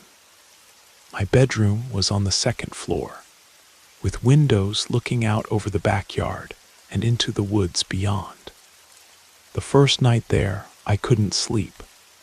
The darkness outside was absolute. No streetlights, no neighbor's porch light, just a wall of black punctuated by the occasional white pinprick of a star. The silence was worse. In Boston, there had always been sound, distant traffic, people talking, the hum of the city that never fully quieted. Here there was nothing but the wind, and sometimes the hooting of an owl. That first night, exhausted from the move but unable to sleep, I stared at the ceiling until my eyes burned. When I finally drifted off, I had the first dream. In the dream, I was sitting in a circular clearing in a forest I didn't recognize. The trees around me were impossibly tall, their tops disappearing into mist. Across from me sat a figure I can only describe as the storyteller. He, though I'm not sure he is the right word, was tall and thin, wrapped in what looked like layers of patchwork fabric. His face was mostly hidden behind a mask made of bark, with holes cut out for eyes. Those eyes, they shifted colors like autumn leaves in the wind, from amber to deep red to burnished gold. "Noah," he said, and his voice sounded like pages turning in an old book. "I've been waiting for you." "Who are you?" I asked, surprised that I wasn't scared. "I am the storyteller," he replied. "I tell stories that haven't happened yet." He reached into his patchwork cloak and pulled out a large, leather-bound book. When he opened it, I saw that the pages were blank. "Would you like to hear a story, Noah?" he asked. Before I could answer, he began to speak, and as he did, images formed on the blank pages. I saw our new house from the outside. It was night, and there was a strange glow coming from one of the upstairs windows, not my room, but the small storage room at the end of the hall. In the image, the glow intensified, and then flames began to lick at the window frame. "The fire starts in the attic," the storyteller said matter-of-factly. "Old wiring, wrapped in cloth insulation that has rotted over the decades. A mouse builds its nest there, chews through what remains of the protective covering. A spark ignites the nest, and then the wooden beams, dry as bone from 100 summers. I watched in horror as the fire spread across the page, engulfing the roof of our new home. The family sleeps," the storyteller continued. "The smoke detector in the hallway is old, its battery weak. By the time it sounds, the air is already thick with smoke." I tried to speak, to ask him to stop, but my voice wouldn't work. On the page, I saw 3 figures in beds, my parents and me, as smoke filled the rooms. "This is a story that could be," the storyteller said, suddenly closing the book. "Not all stories must be told to their conclusion." I woke up with a gasp, my heart pounding so hard I could feel it in my fingertips. Light was streaming through my windows. It was morning. The dream had been so vivid that for a moment, I half expected to smell smoke. At breakfast, I was quiet, the images from my dream still fresh in my mind. My mom noticed and asked if I'd slept badly. "I had a weird dream," I said, pushing my cereal around the bowl. "New house, new dreams," she replied with a smile. "It takes time to get used to a new place." I wanted to tell her more, but something held me back. It was just a dream, after all. Weird and scary, but just a dream. That day, my dad took me with him to the school to help set up his office. While he met with the vice principal, I wandered the empty hallways, my footsteps echoing on the linoleum floors. The school was smaller than my old one in Boston, but it seemed friendlier somehow, with bright murals painted on the walls and large windows that flooded the classrooms with light. I was peering into what I guessed was the art room when an older man in coveralls approached me. "You must be Principal Miller's boy," he said, extending a weathered hand. "I'm Frank, the custodian." I shook his hand, noting the calluses on his palm. "I'm Noah. Welcome to Berkshire, Noah. You folks settling into the old Jenkins place all right?" "Jenkins Place?" I asked. "That's what us locals call your house. The Jenkins family owned it for nearly 60 years before they moved to Florida to be near their daughter." He pulled a ring of keys from his belt and unlocked the art room door. "Mind helping an old man move some supplies?" I spent the next hour helping Frank arrange boxes of art supplies and new textbooks. He was easy to talk to, full of stories about the town and the school. When we finished, he offered me a can of soda from a small refrigerator in his maintenance office. "So Noah," he said as we sat on metal folding chairs, "having any trouble sleeping in the new house?" The question caught me off guard. "How did you know?" Frank took a long sip of his soda before answering. "Old houses take some getting used to. All those strange sounds. And the Jenkins place, well, it's got its own personality, you might say." Something about his tone made me nervous. "What do you mean?" He studied me for a moment, as if deciding how much to say. "Has anyone told you about Tommy Jenkins?" I shook my head. "Tommy was about your age when his family moved here, back in the 70s. Smart kid, bit of a loner. Had a powerful imagination." Frank tapped his temple. "Maybe too powerful. Started telling folks he was having dreams about things before they happened." A chill ran down my spine. "Like what things?" "Oh, all sorts. Said he dreamed about the miller's barn burning down 3 days before lightning struck it. Claimed he dreamed about old Mrs. Peabody breaking her hip a week before she fell on the ice." Frank shrugged. "Could have been coincidence, of course. Or maybe the kid was just seeking attention. But some folks around here, especially the older ones, they started to believe him." "What happened to him?" I asked, my soda forgotten. "Nothing dramatic, if that's what you're thinking. Family moved to Florida about 10 years ago, after Tommy had grown up and gone to college." Frank gave me a curious look. "Why so interested? You're not having strange dreams, are you?" I hesitated, then shook my head. "Just curious." Frank seemed satisfied with my answer. As I left his office, he called after me, "Hey, Noah. If you ever find a little red notebook up in that attic, I'd be mighty interested to see it." Tommy kept a dream journal, but his folks claimed they never found it when they moved.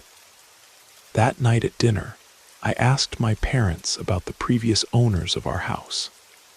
Dad didn't know much, just that they'd owned the place for decades before selling. Mom remembered the real estate agent mentioning that their son had gone to the same school where Dad now worked. "Jenkins, I think their name was," she said, serving up mashed potatoes. "The agent said the son was quite bright, ended up at MIT or somewhere prestigious like that." I wanted to ask if they knew about Tommy's dreams, but again, something held me back. Instead, I asked, when was the last time the electrical wiring was checked in the house? Dad looked up from his plate, surprised. "That's an odd question. The home inspector checked all that before we bought the place. Everything's up to code, though some of the wiring is older. Why do you ask? Just curious, I replied, echoing my response to Frank earlier. I read somewhere that old houses can have fire hazards. Well, aren't you the little safety inspector? Mom said with a laugh. Don't worry, honey. This house has stood for nearly 100 years without burning down. I think we're safe. After dinner, while my parents watched TV downstairs, I slipped up to the small door at the end of the hallway. It opened into a narrow staircase that led to the attic. I'd only been up there once, when we first moved in, and hadn't paid much attention to it. Now armed with a flashlight, I climbed the stairs slowly, wincing at each creak. The attic was stuffy and smelled of dust and old wood. Bare bulbs hung from the ceiling, but I didn't turn them on, preferring the focused beam of my flashlight. Cardboard boxes containing our still unpacked belongings lined one wall. The rest of the space was empty, except for a few pieces of furniture left by the previous owners. An old dresser with a cracked mirror, a wooden rocking chair, and a small desk pushed under the eaves. I moved to the desk first, pulling open its drawers one by one. Most were empty, but in the bottom drawer I found a small metal box, the kind you might use to store cash or important documents. It was locked, but the lock was flimsy, and after a few minutes of working at it with a paper clip I'd brought along, it popped open. Inside was a key, old and brass, with an intricate design on its head, and a folded piece of paper. I unfolded the paper to find a child's drawing of a figure that made my blood run cold. It was a tall, thin being wrapped in what looked like strips of cloth, wearing a mask made of bark. The storyteller. Below the drawing, in careful handwriting that suggested it was done by a child trying their best to be neat, were the words, "He tells stories that haven't happened yet." My hands trembled as I refolded the paper and put it back in the box, along with the key. I was about to close the box when I noticed something carved into its bottom. T.J. Tommy Jenkins. I didn't sleep well that night, but I didn't dream of the storyteller either. The next morning, Saturday, my parents announced they were driving to the nearest big town to buy supplies for the house. I asked to stay behind, claiming I wanted to unpack more of my room. As soon as they left, I returned to the attic with the key I'd found.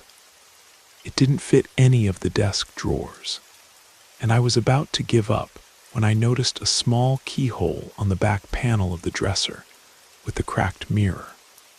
The key slid in perfectly, and when I turned it, the entire back panel popped open, revealing a hidden compartment. Inside was a red notebook, its cover faded and corners worn. My heart pounding, I took it back to my room and began to read.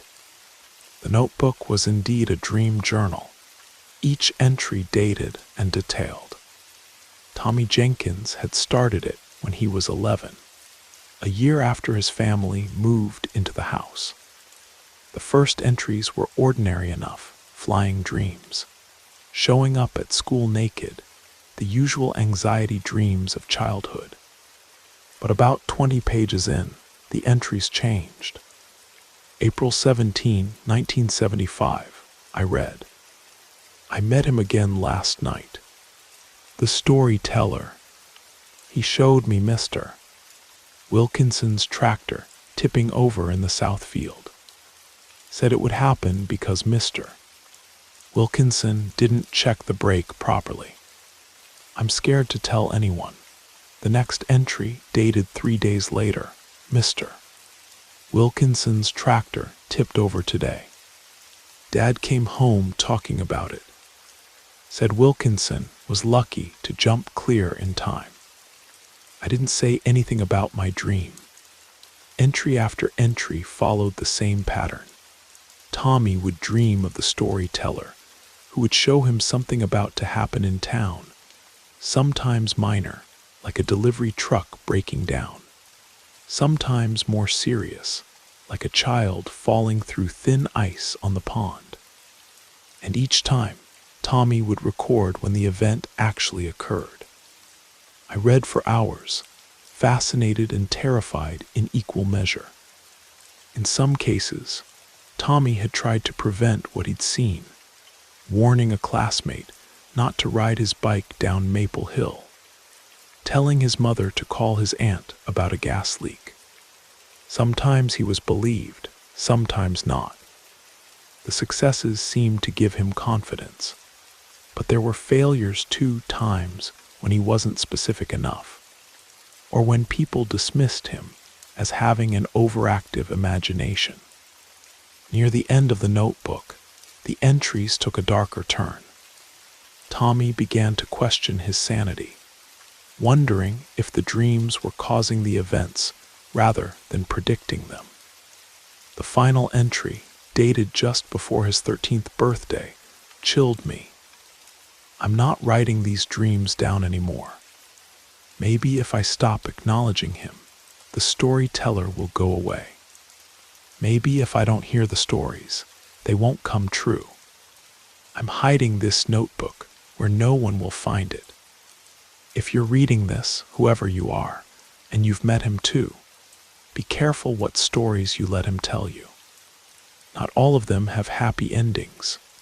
I closed the notebook, my mind racing. Was I going through the same thing Tommy had experienced 30 years ago? Was the storyteller real? Or was this some kind of shared delusion, perhaps triggered by the house itself? That night, I placed the notebook on my bedside table, and despite my fear, found myself almost hoping to dream of the storyteller again. I had questions only he could answer. My wish was granted. Once again, I found myself in the circular clearing, sitting across from the bark-masked figure. This time, I noticed details I'd missed before. How the patchwork of his cloak seemed to contain scraps of different eras, from colonial homespun to modern synthetic fibers. How the tree behind him was carved with hundreds of tiny symbols. How the ground beneath us seemed to pulse slightly, as if breathing. "You found Tommy's journal," the storyteller said, not a question but a statement. "Yes," I replied. "Are you real?" The storyteller's eyes shifted from amber to deep purple. "As real as dreams, as real as stories." "Does it matter?" "It matters if the things you show me are going to happen," I said, surprised at my own boldness. "It matters if I can change them." "Ah," the storyteller nodded slowly. "The eternal question. Can the future be changed once it's been glimpsed?" He opened his blank book again. "What do you think, Noah?" "Tommy seemed to think so," I said. "He prevented some things, did he?" The storyteller's eyes swirled with color. "Or did he simply play the role that was already written for him in those stories?" Before I could respond, he began to turn the pages of his book, and new images formed, not of fire this time, but of water. I saw the town center during a heavy rainstorm, water rising rapidly, flowing down the streets and into buildings. I saw people scrambling to higher ground, cars floating like toys in a bathtub. 3 days of rain, the storyteller narrated. The dam at Miller's Pond, weakened by years of poor maintenance, finally gives way. The town has no warning. The volunteer fire department is overwhelmed. The elementary school, situated in the low part of town, is among the first buildings to flood. I watched in horror as the water rose around the very school building I'd visited with my dad. Children and teachers were shown climbing to the second floor as water filled the ground level. This story begins 5 days from now, the storyteller said, closing his book. Whether it ends, as I've shown you, depends on many factors. Perhaps it depends on you. I woke up with a gasp, rain pattering against my window. It was just a light spring shower, nothing like the deluge in my dream, but it sent a shiver through me nonetheless. At breakfast, I asked my dad about the dam at Miller's Pond. "How do you know about that?" he asked, looking up from his coffee. "I heard someone mention it at school," I lied. "Is it safe?" Dad frowned. "There's been some debate about that at the town council meetings. It's an old earthen dam, built in the 1930s. Some folks want it reinforced. Others say it's held this long, so why spend the money?" He studied my face. "Why the interest?" I shrugged, trying to appear casual. "Just curious. We learned about dam failures in science last year." Another lie, but a plausible one. After breakfast, I called the only person I thought might believe me, Frank, the custodian. Dad had brought home a staff directory, so I had his number. When Frank answered, I blurted out, "I found Tommy's notebook." A long pause, then, "Noah." "Noah Miller?" "Yes," I said. "I found the notebook in the attic." "And I've seen him too," the storyteller. Another pause. "Meet me at the school in 30 minutes. Use the side entrance by the gymnasium." Frank was waiting for me when I arrived, looking both nervous and excited. He led me to his office, closed the door, and said, "Tell me everything." I did, from my first dream about the house fire to the most recent one about the flood. I showed him Tommy's notebook, which I'd brought with me. Frank read several entries, nodding occasionally. "I always believed Tommy," he said finally. "Not everyone did, but I saw too many of his predictions come true to dismiss them." He tapped the notebook. "This confirms what I suspected. The Jenkins house, your house now, has something special about it. Something that connects certain people too. Whatever this storyteller is. But what is he?" I asked. "A ghost. Some kind of spirit." Frank shook his head. "I don't know. The local Mohican legends talk about dream walkers, beings that exist between our world and the spirit world, who can see the threads of what might come to pass.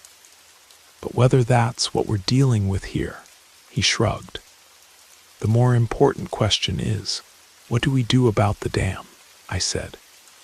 "If my dream is like Tommy's, we only have 5 days before it breaks." Frank's expression turned serious. "The town council won't listen to a 10-year-old boy claiming to have had a prophetic dream, notebook or no notebook. We need evidence." He thought for a moment, then stood up. "Come with me." We drove in Frank's pickup truck to Miller's Pond, about 3 miles outside of town. The dam was a long earthen structure with a concrete spillway in the center.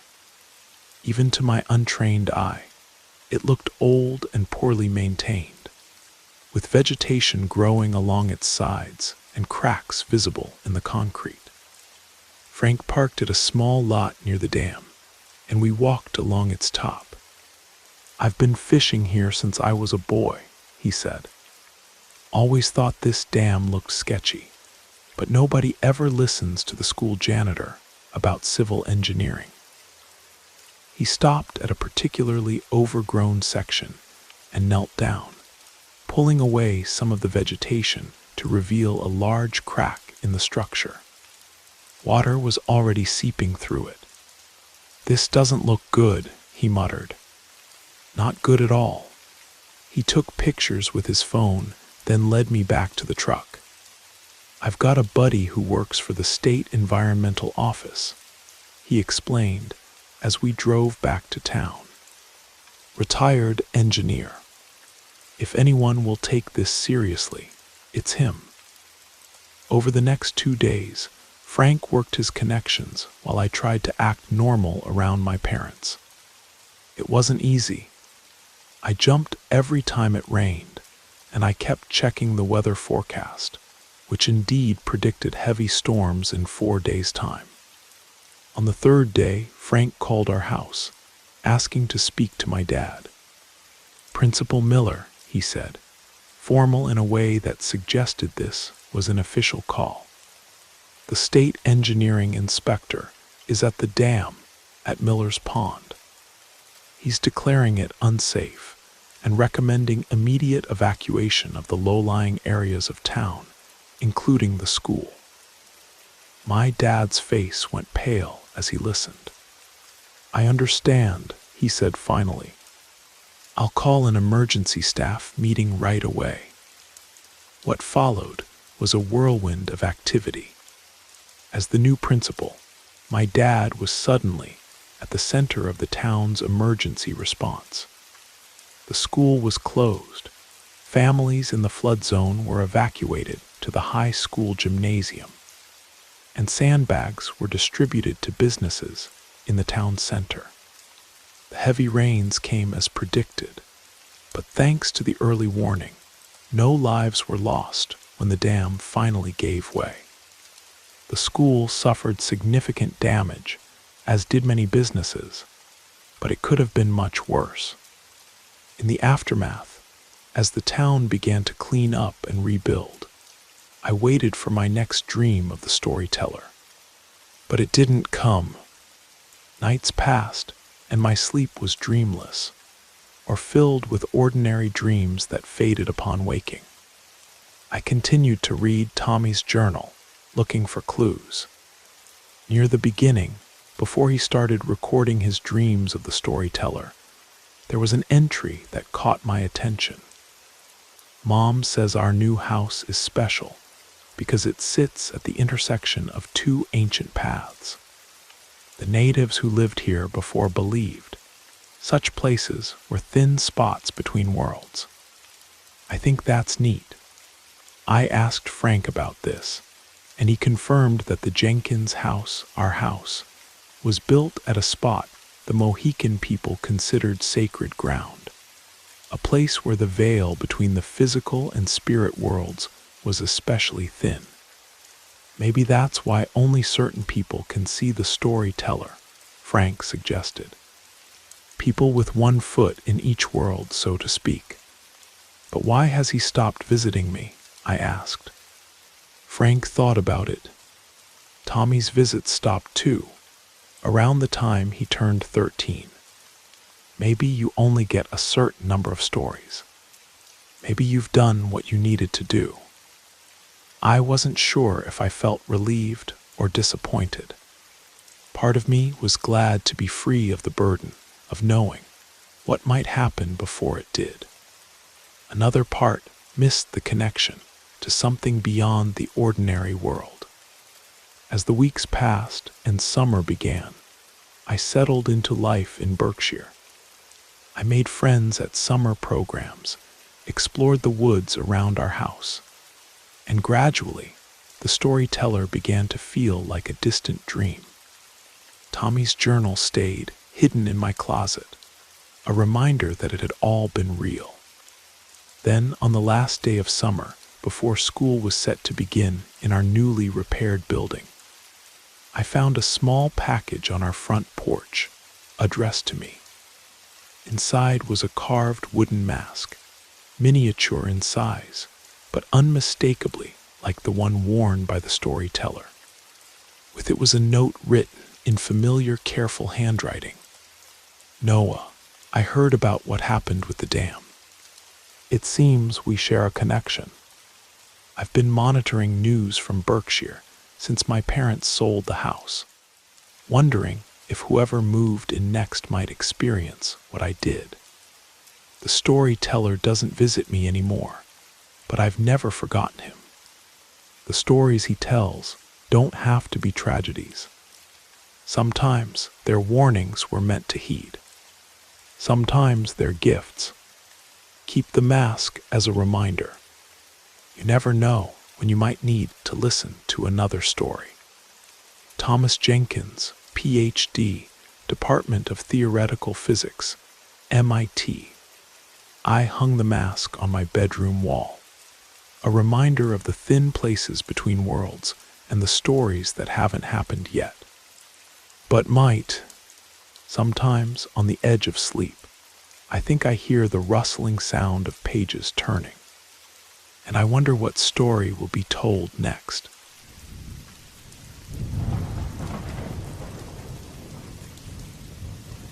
To be honest, my family and I have never had a great relationship.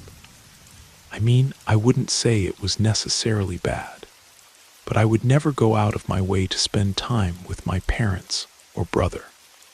And they were fine with that. They never bothered me or asked questions. Not once did they ask how my life was going or what I was up to. And honestly, I liked it that way, and seemingly so did they.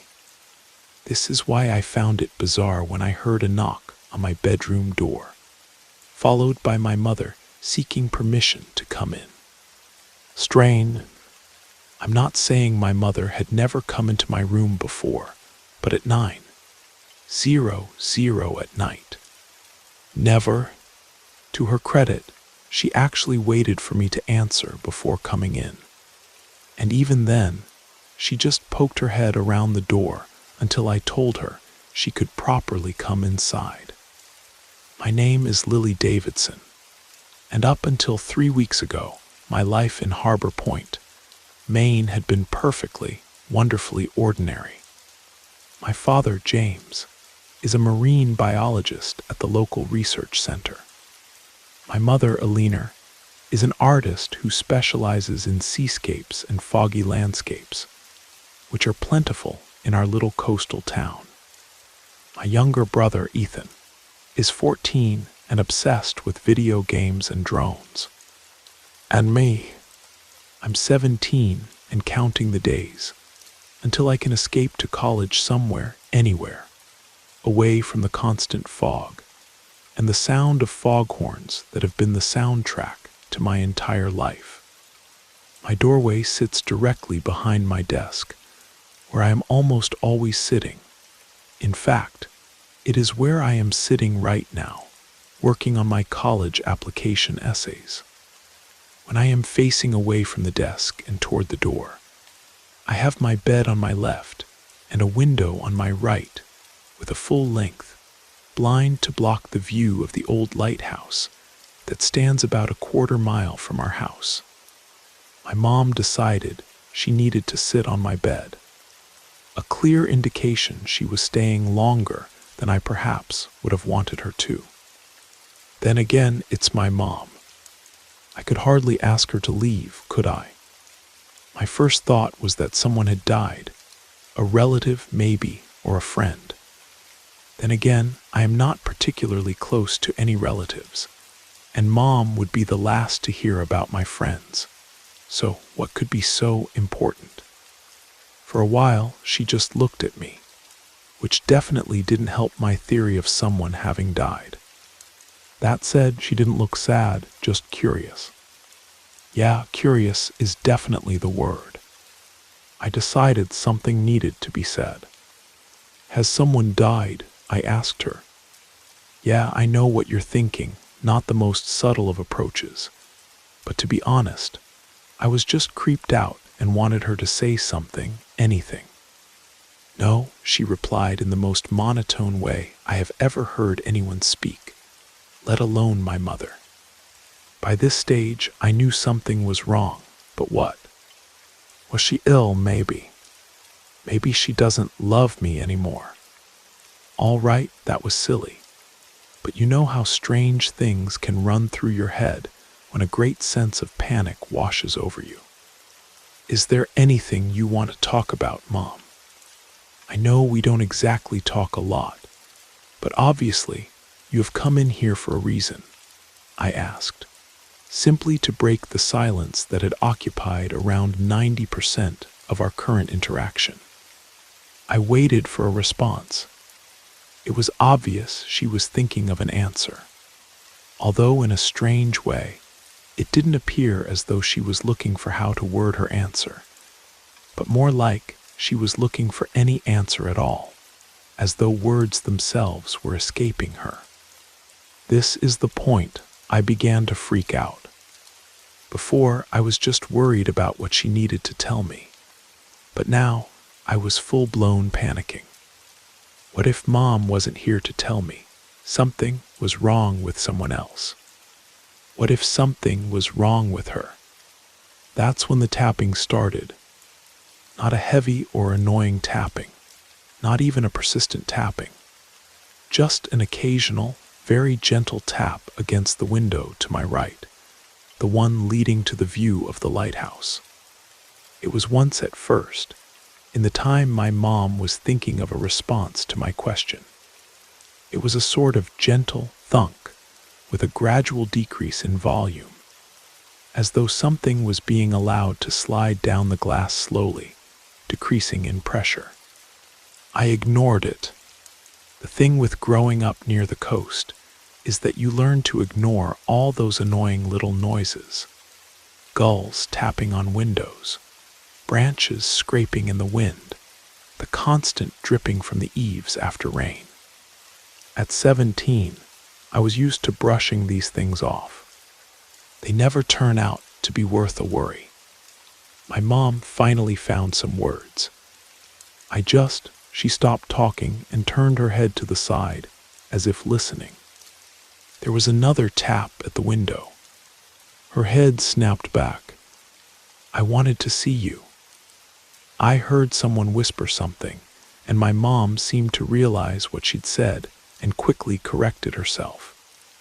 I heard you in here and thought I would come see you. I smiled at her, hoping she wouldn't see the fear in my eyes. Oh my God, my mom is possessed, was the only thought that kept swimming through my mind on an insistent loop. Why had she said, heard someone, as if she didn't know I was here? Did she think I was out? If so, why correct herself? There was another tap at the window, this time lasting longer. I decided if it continued, I would have to check, but for now, I was a little bit occupied. The point I realized something was really wrong was when I started wishing that my mom had come to tell me someone had died. What's up with you anyway? Why are you acting like a weirdo? All right, apparently I was going for the forward approach again. Nice to know I'm one of those people who, when scared, just confronts the danger brain. Nothing at all, sweetie. I love you. There she goes again, making mistakes, and then correcting them as if nothing had happened. Usually, she would laugh them off. Tap, scrape, tap, scrape. What the hell was that? My voice came out as a whisper. Forgive your mom. The words came out flat and monotone. Tap, scrape, tap, scrape. Grand. What the hell are you talking about? I spun on my chair, shaking, the most scared I've ever been in my relatively short life. I opened the blinds, looking out at the lighthouse that stood tall against the darkening sky. Standing in the beam of the lighthouse, with a shaking and scarlet-stained arm reaching toward my window, was my mother. Tears streamed down my face. My breathing became shallow. My real mom, that is, not the demented doppelganger on my bed, was bleeding from her head and mouth. I'd never seen so much blood before, and probably never will again. My mother slowly lifted her hand and brought it down on the window, letting out a long groan as she did so. Her hand caused a light thunk and a quiet dragging noise as she slowly allowed it to drag down the glass, clearly too exhausted to pull it away. I turned my head back toward my bed, terrified, hoping against all reason that the other mother would no longer be there. She was. She looked at me, disappointed. I told you she was out there. You shouldn't have looked. She stood up, walked forward, and stroked my face. I was still crying. It's been an hour since then. I am still in my room, typing this. She is in the kitchen. I know what you're thinking. Why haven't I called the police? Well, I have, although in hindsight, I probably shouldn't have told them that there were two of my mom, and that one of them was bleeding outside my window, and the other was in the kitchen making me sandwiches. They said they would be here in about 45 minutes.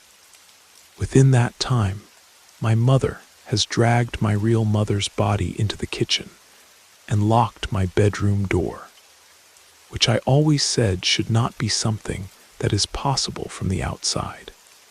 Some of you will judge me for not trying to overpower her, but even though she isn't technically my mom, it's still very hard to bring yourself to physically attack someone who looks and even smells just like the woman who gave birth to you.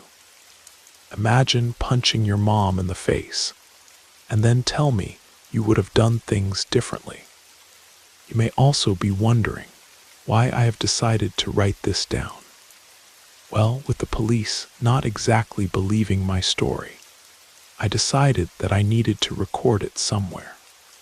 Maybe some of you will believe me, will understand what happened here. I'm still here after all. For now, at least. There is still time. Wait, it's too late. The police are here. I can hear the officer now. The mom monster thing has answered the door, and the officer is explaining my phone call to her. I am shouting. He's heard me.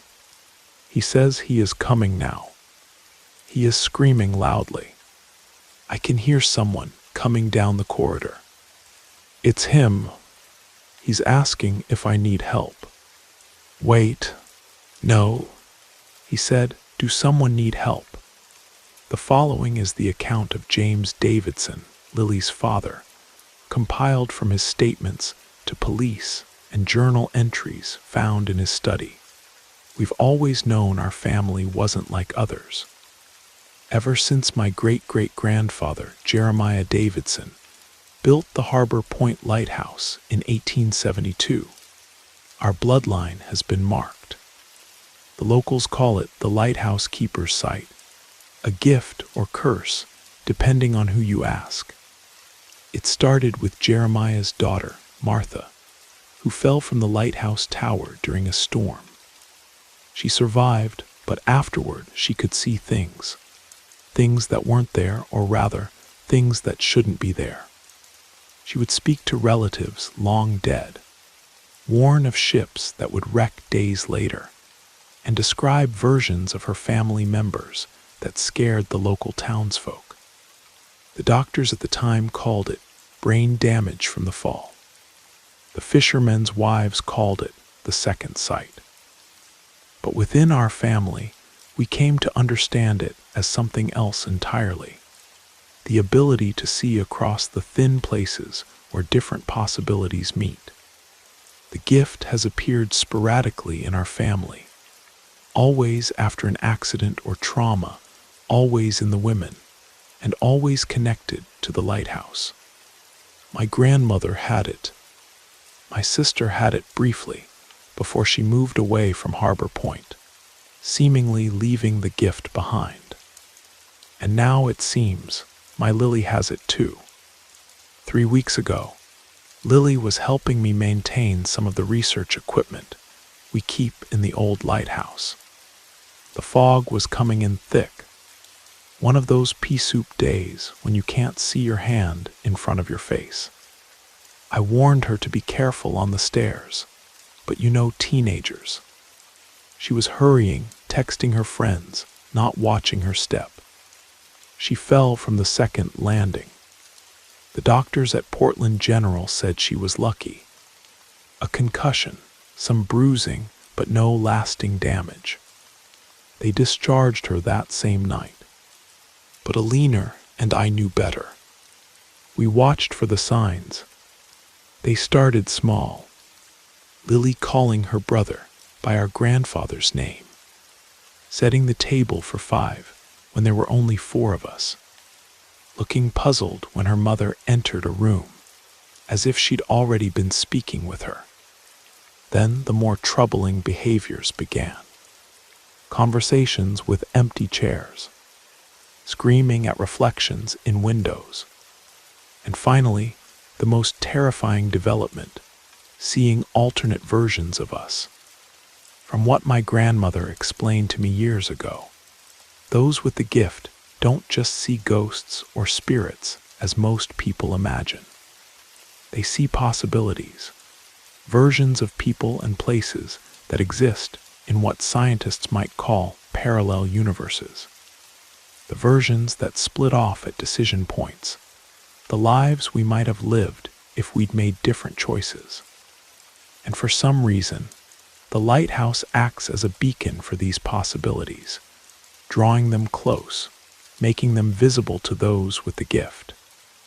When Lily called the police last night, rambling about 2 versions of her mother, one injured outside her window and one in the kitchen, I knew what was happening.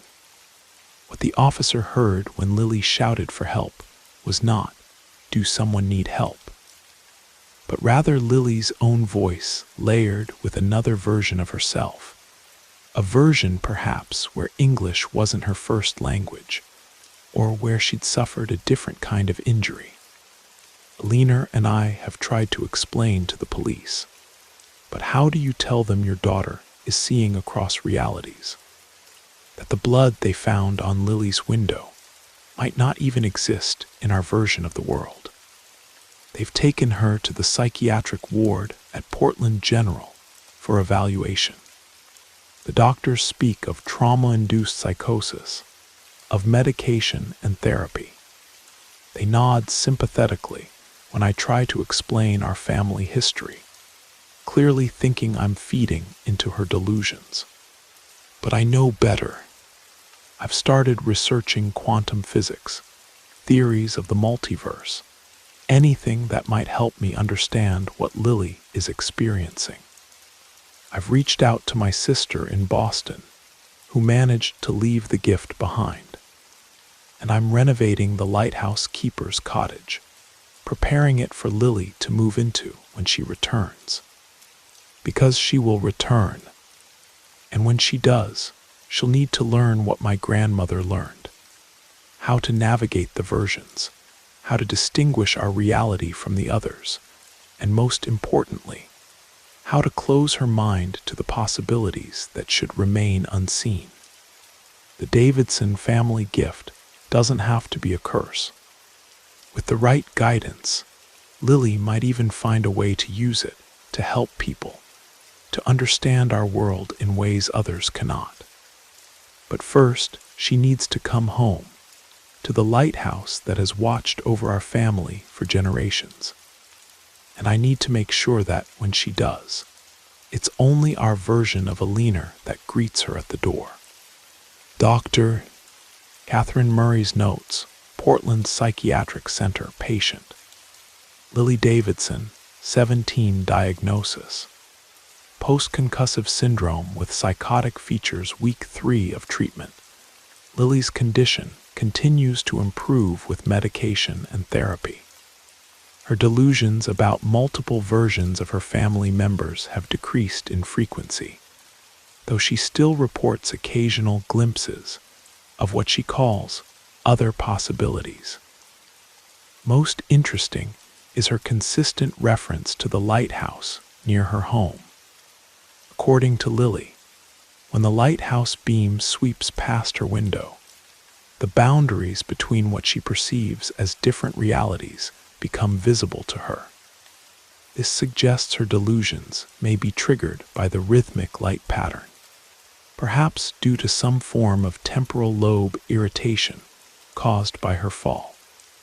Her father, James Davidson, continues to insist there is a family history of similar experiences, all connected to this lighthouse. While I would normally dismiss such claims as enabling behavior, Mr. Davidson's academic background and sincere concern for his daughter suggest he genuinely believes this family lore. I've recommended continued medication, but I've agreed to a supervised home visit this weekend. I'm curious to observe Lily in proximity to this lighthouse that features so prominently in her delusions. Perhaps seeing that nothing supernatural occurs might help ground her in reality. End of notes. From Lily's journal, 6 months later, the lighthouse keeps all our secrets. That's what Dad says, and now I understand what he means. Dr. Murray thinks I'm cured. The medication helps dull the edges, makes the other versions harder to see. But they're still there, especially at dawn and dusk when the fog rolls in and the lighthouse beam cuts through it. I've learned to control it better now. When I see another version of Mom or Dad or Ethan, I can choose whether to acknowledge them or not. Aunt Rebecca has been teaching me techniques during her weekend visits from Boston. How to ground myself in this reality. How to recognize which version is mine. The cottage by the lighthouse helps. Dad renovated it for me, and even though Mom was worried about me living slightly apart from the family, I think she understands it's necessary. Here, with the lighthouse beam sweeping over me every 12 seconds, I can practice. I can learn to control which realities I see. Sometimes, late at night, I still see the bleeding version of Mom at my window. She's the most persistent of the other versions, the one that seems most desperate to be acknowledged. Dad thinks she might be from a reality where something went very wrong at the lighthouse, where perhaps I wasn't the only one who fell. I don't open the blinds for her anymore. Aunt Rebecca says that some possibilities should remain unseen, some doors unopened. But sometimes I wonder, am I the real Lily? Or am I just one possibility among infinite others? Is there a version of me peering through windows, trying to be seen, trying to warn myself of something I don't yet understand? The lighthouse keeps turning, separating the darkness from the light, dividing one moment from the next, one possibility from another. And I keep watching, learning to see only what I should see. Most days, that's enough. But when the fog is thickest, when the boundary between what is and what might have been grows thin, I sometimes catch myself whispering to the other versions, the ones waiting just beyond the light's reach. I see you, I tell them, but this reality is mine.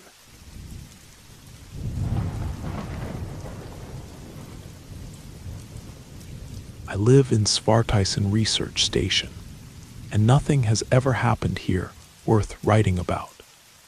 Because, well, Svartisen is located in the remote Arctic wilderness of northern Norway, where the population consists of exactly 23 scientists and support staff.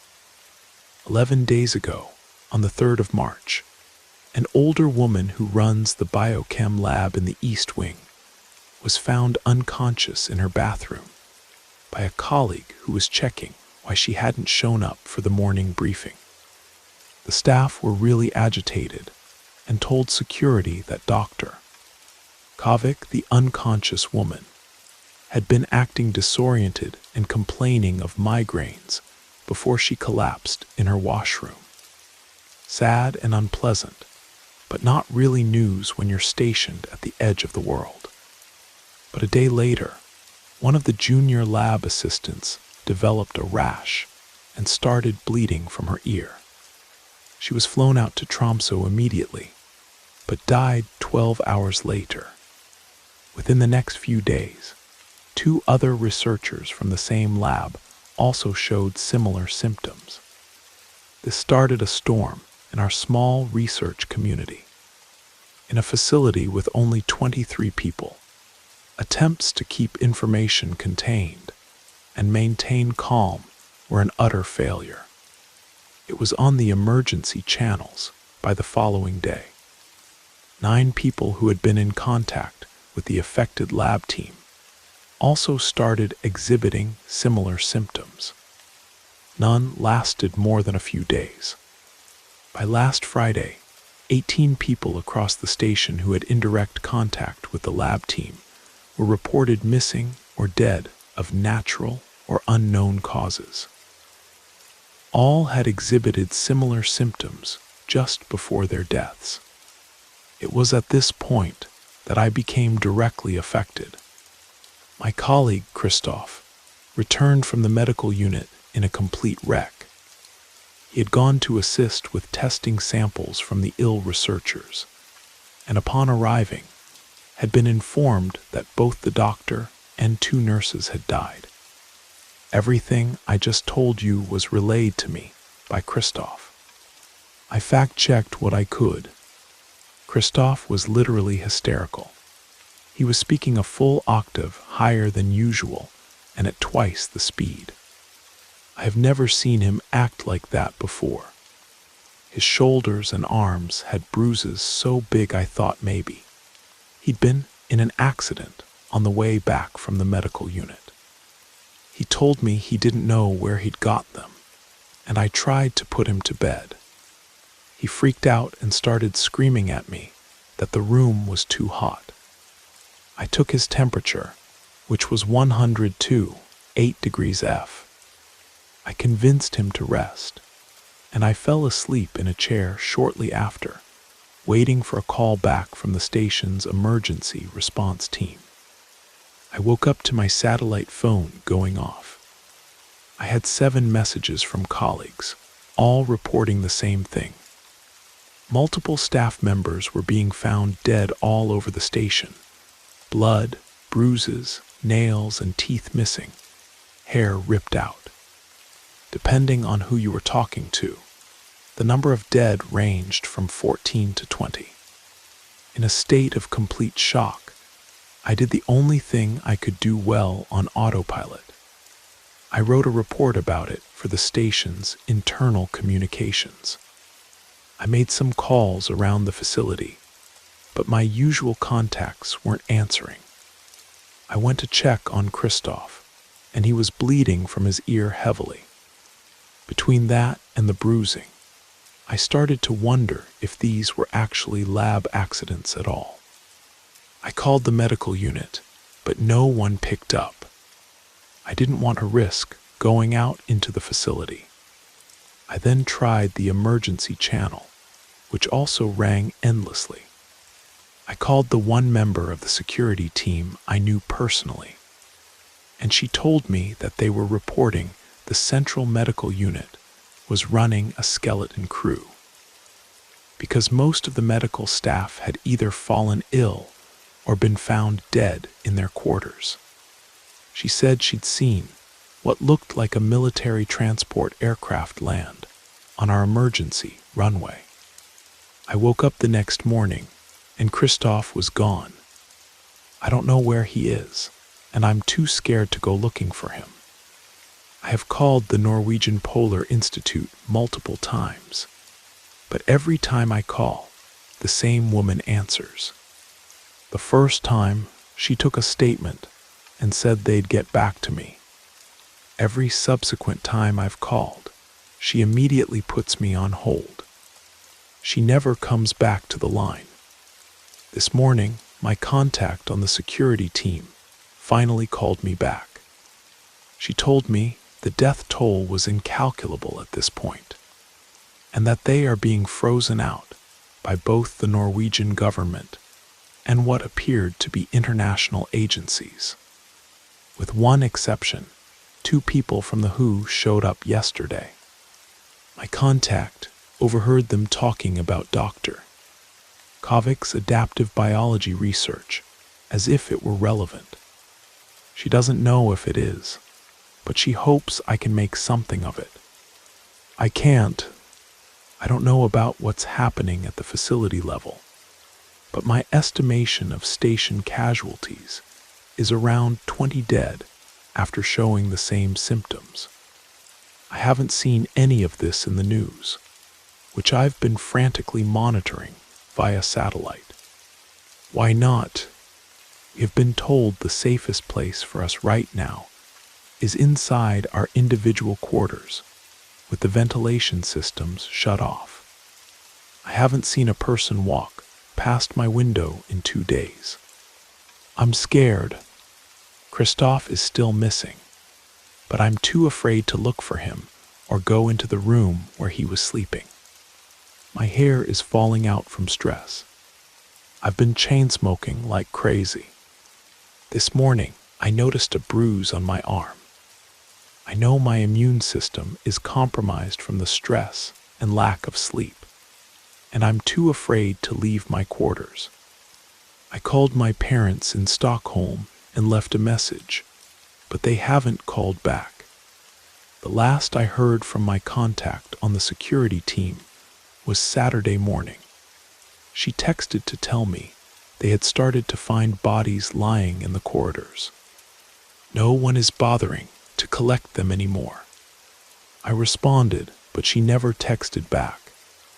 I'll update more as soon as I can. Anyone at Svartisen Research Station, please contact me. I haven't seen another human in over 2 days, and I feel like the last person on Earth. Edit, it's almost 6:00 p.m. here, and a siren has been going off for about 10 minutes. I don't know if it's a general alarm or a containment breach alert, but it's loud and creepy as hell. I noticed a small bruise on my arm that, upon further inspection, spreads all the way down one side of my back. I'm so scared. I had a breakdown where I just screamed at the wall and cried, and there was blood in my tears. That was about an hour ago. To the person calling the station lines, they're not answering. I've tried calling other research divisions, and the people who answer are not our regular staff. I don't know who they told you they were, but they're not from here. I'm going to try to make it to the communications center because I can't be alone anymore. And it's not like I can catch whatever this is because I've already got it. The sirens have me terrified, and the sun is setting soon. My name is Dr. Aliner West. I'm 29. I'm from Svartisen Research Station, Norway. My name is Dr. Aliner West, and when I arrived at Svartisen Research Station 3 months ago, I was certain it would be the opportunity of a lifetime. I was never what you would call a conformist, but my colleagues at Cambridge sure treated me like one. For example, I used to question the established climate models that predicted gradual, linear change. This clearly restricted my ability to publish in major journals. I wasn't allowed to present at international conferences, nor was I permitted to openly challenge the department's orthodoxy. I had to finish research projects directly following the approved methodologies, no matter how long it took. My department refused to fund my exploratory studies on rapid adaptation mechanisms and forced me to follow traditional research paths. Now, even though those rules listed above were quite frustrating to me as a scientist, they aren't what upset me most. What really hurt was the lack of vision on behalf of my colleagues. My department head was a bitter woman who always made me feel guilty for accidents or mistakes I made. My direct supervisor only knew one emotion: frustration. The only time he spoke to me was when he screamed at me for receiving poor peer reviews. or reprimanded me for pursuing unauthorized research avenues. But enough about them. Let's talk about Dr. Annika Kovic. Like most major research institutions, a principal investigator is always available on campus to assist any researchers in need of consultation, whether it is experimental, theoretical, or methodological. To be honest, I had never seen Dr. Kovic interact with any of the junior scientists at Svartisen.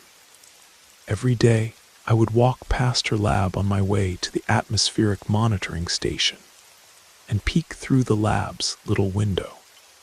She would always be alone in there, working on some experiment, bent over a microscope or analyzing data on her multiple screens.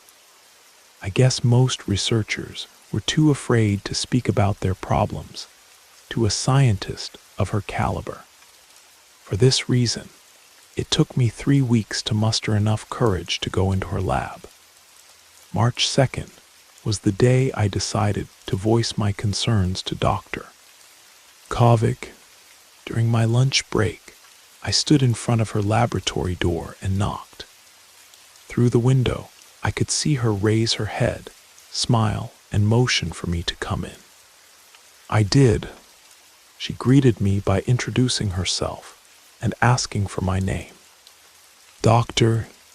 Kovic was a very soft-spoken woman who seemed to radiate kindness. In less than 30 minutes, I had rambled to Dr. Kovic about how limited the station's climate research was, and how they didn't care about exploring adaptive biology mechanisms to help species survive the coming changes. After a while, my voice began to quaver, and I stopped speaking.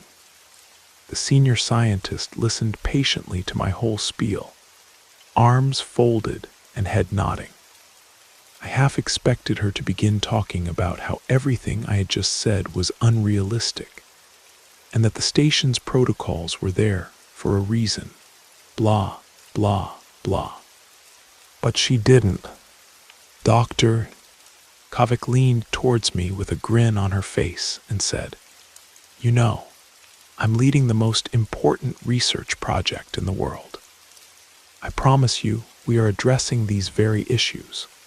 I rolled my eyes. "Okay, but how?" I asked. "I have my ways," she replied. "I'm a woman of my word. I promise that within just 1 month, the relationship between humans and our changing environment will change for the better." Forever, after a brief pause, she continued, "Although I don't need you to make me a promise, I need you to promise me that you'll come back to my lab after hours tomorrow, and that you won't tell anyone that we had this conversation today. It'll be our little secret," I promised. The following day, I returned to Dr. Kovic's lab after hours. It was around 9:00 p.m. when I entered her laboratory. After a warm welcome, she asked me to have a seat at her desk. Upon sitting down, I watched Dr. Kovic close the blinds of the door's tiny window. There she smiled. "Now we have all the privacy we need." We began to talk about my research interests, my favorite courses in university, my least favorite professors, and things of that sort. About an hour into the conversation, Dr. Kovic offered me a cup of tea. I gladly took the offer, considering my throat was getting dry from all the talking. Dr. Kovic reached over to her small electric kettle and fidgeted around before setting down 2 steaming mugs of tea on the desk. Afterwards, we continued to talk about what was going on in my research, but it wasn't long before I passed out from whatever drugs Dr. Kovic had placed in my drink. It took me a minute or so to adjust my blurry vision upon waking, and when it did, I had no idea what to think. I was strapped to a medical examination table, and my mouth was sealed with duct tape. I immediately began to panic, squirming and tugging at the restraints, but gave up soon after. My eyes widened in disbelief after looking around the room. There were complex biological diagrams pinned up along the walls and photographs of cellular structures on digital displays.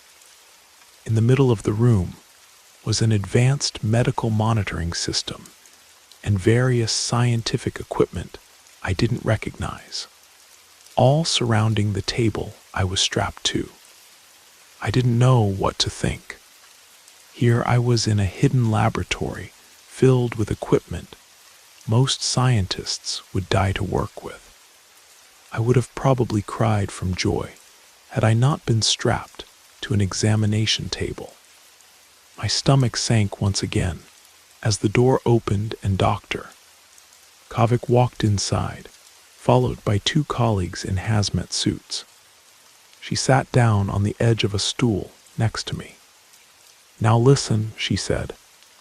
"Remember that I'm here to help humanity, and everything I do is for the greater good, okay, Doctor?" Kovic gently removed the tape from my mouth, and then injected me with something that made my muscles relax, though I remained conscious. "You're going to be staying here for a while," she continued. "And during this time, you're going to help us test a new adaptation mechanism. While I'm here with you, I'll explain everything. But when I need to leave the lab, you'll be sedated for your own comfort. You can still watch the monitors and see the progress, but I want you to remain calm and cooperative at all times." I sat in silence, still trying to process the information she had given me. "So, Doctor, Kovic said, slapping me on the knee, "we're going to help you knock yourself out of that limited thinking. I'll be back when it's time for the first treatment." She got up from the stool, walked across the room, and clicked a button on one of the monitoring systems before locking the door behind her. Several more minutes passed before I realized that Dr. Kovic wasn't joking. I was part of whatever experiment she was conducting. All that was left for me to do was watch the screens showing microscopic images of what appeared to be rapidly mutating cells. Hours passed, maybe even a full day. It was impossible to tell in the windowless lab. At what I guessed was around 7:00 p.m. the next day, Dr. Kovic returned to the room, carrying 2 syringes filled with an iridescent blue liquid. "This is the result of decades of work," she said, holding up one of the syringes. "Adaptive genetic material that can help human cells rapidly respond to environmental stressors. Temperature extremes, radiation, toxins, you name it. Think of it as accelerated evolution in a syringe." She smiled at me, but there was something off about her expression. "The climate isn't just changing, Alina. It's collapsing. Most of humanity won't survive what's coming. But we can change that. We can adapt ourselves to survive in the new world rather than futilely trying to prevent the inevitable." "That's insane," I whispered.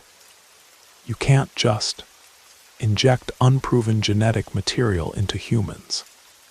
"Of course we can. We've done it dozens of times already." Some subjects responded poorly, but we're refining the process with each iteration. She gestured to the screens showing the mutating cells. "Those are yours, by the way. We've been testing your cellular response to the preliminary treatment you received in your tea." I felt nauseous as the implications sank in. "The people who have been getting sick, Dr. Kovic nodded. "Early test subjects. Their bodies rejected the adaptations. But yours, your genetic markers are promising. You could be the breakthrough we've been waiting for. Before I could respond, she injected one of the syringes into my IV line. This won't hurt much. The sensation was immediate, burning through my veins like liquid fire. I screamed, but Dr. Kovic simply watched with clinical detachment, taking notes on a tablet. The pain is temporary, she said. The cellular restructuring causes nerve stimulation. It will pass. She was right. The pain did eventually subside, replaced by a strange tingling sensation throughout my body. I felt simultaneously energized and exhausted, my mind racing, while my body fought to adapt to whatever she had put into me. Over the next few days, I drifted in and out of consciousness as Dr. Kovic and her team monitored my response to the treatment. They took blood samples, tissue biopsies, and constantly checked my vital signs. Through my delirium, I gathered pieces of their conversations. Remarkable adaptation rate, 56% more efficient oxygen usage, temperature tolerance expanded by 30 degrees in both directions. But the cellular degradation is still accelerating. When I was lucid enough to speak, I asked Dr. Kovic what was happening to me. You're evolving a leaner, becoming something better equipped for survival. Your cells are learning to adapt to conditions that would kill an ordinary human. But the others died, I said weakly. She paused her note-taking. Yes, most did. Their bodies fought the changes too aggressively. Their immune systems turned against them. That's what caused the bleeding, the bruising. But you're different. Your body is accepting the modifications. I wasn't sure if that was good news. On what I estimated was the 5th day of my captivity, an alarm sounded throughout the facility. Dr. Kovic rushed in, visibly panicked. There's been a containment breach, she said, hurriedly disconnecting me from the monitoring equipment. Some of the test subjects developed unexpected abilities. They've escaped containment and attacked the staff. What abilities? I asked, my voice hoarse. She ignored my question and began preparing a new syringe. I need to accelerate your treatment. You're our most successful subject, and I can't risk losing you in this chaos. No, I tried to struggle, but my restraints and weakened state made resistance futile. This is the culmination of my life's work, a leaner. The next stage of human evolution. With this final treatment, you'll be able to survive virtually anything: extreme cold, heat, radiation, even extended periods without oxygen. And what about my humanity? I whispered. Dr. Kovic's eyes softened momentarily. A small price to pay for the survival of our species. She injected the syringe into my arm, and the world dissolved into agony. When I regained consciousness, I was alone. The restraints had been removed, and the laboratory was in disarray, equipment overturned, papers scattered. Through the small window in the door, I could see flashing emergency lights in the corridor beyond. I stood up, surprised by the ease with which my body responded despite days of immobility. I felt different, stronger, more aware. I could hear conversations from rooms away, smell chemicals I couldn't even name, and my vision seemed sharper, with colors I had never perceived before. Making my way cautiously out of the lab, I encountered scenes of carnage in the hallways, bodies of researchers and security personnel. some with injuries that defied explanation. Some appeared to have been mauled by animals. Others showed signs of bizarre mutations. Skin hardened into carapace-like plates, elongated limbs, malformed facial features. I found my way to my quarters, where I discovered Christoph huddled in a corner. He looked up at me with eyes that were no longer entirely human. The irises had expanded, pushing out the whites, and the pupils had become vertical slits like a cat's. Alina, his voice was different too, deeper, resonant, with an undertone that made my skin crawl. What did they do to you? I caught a glimpse of myself in the mirror and froze. My skin had taken on a faint bluish tinge, and my eyes, like Christoph's, had changed, though in a different way. Mine had become almost crystalline, faceted like an insect's, though still recognizably human in overall shape. The same thing they did to you, I think, I replied, surprised by how calm I felt. But I think my body accepted it differently. Christoph laughed, a sound that was half sob. They were trying to save us, you know, from the coming environmental collapse. Make us able to survive in a world that's too hot, too cold, too toxic. He held up his hand, and I watched in horror as the fingers elongated, the nails hardening into points before returning to their normal shape. Instead, they turned us into monsters. Not monsters, I said, though I wasn't entirely convinced. Just adapted. I tried to piece together what had happened. From the fragments of information I'd gathered during my captivity and the evidence around the facility, it seemed clear that Dr. Kovik's team had been working on genetic modifications to help humans survive extreme environmental conditions. Some test subjects had mutated in unexpected ways and either died from the changes or developed dangerous abilities they couldn't control. A noise from the corridor outside startled us. Through the door, I saw several figures in military-grade hazmat suits moving methodically through the facility, armed with what looked like specialized weapons. "They're going to kill us all," Christoph whispered. "Contain the incident, no witnesses." I knew he was right. Whatever we had become, whatever Dr. Kovik had intended, the world wasn't ready for it. We would be eliminated, studied, or weaponized, none of which appealed to me. "We need to leave," I said, surprised by my own decisiveness. "Now and go where?" "Look at us, Alina." I considered our options. The facility was remote, surrounded by some of the harshest environments on Earth. But perhaps that was now an advantage. "The ice fields," I said. "The adaptation was designed for extreme environments, right? Let's see if it works." 3 days later, I'm writing this from a natural ice cave 20 kilometers from the research station. Christoph is with me, along with 3 other survivors of Dr. Kovik's experiments. We've discovered that our bodies have indeed adapted to the cold.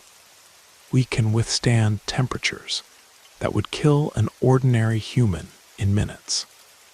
We can see in near darkness, go days without food, and our strength and endurance have increased exponentially. But we're changing in other ways too, ways I'm not sure I can describe or even fully comprehend.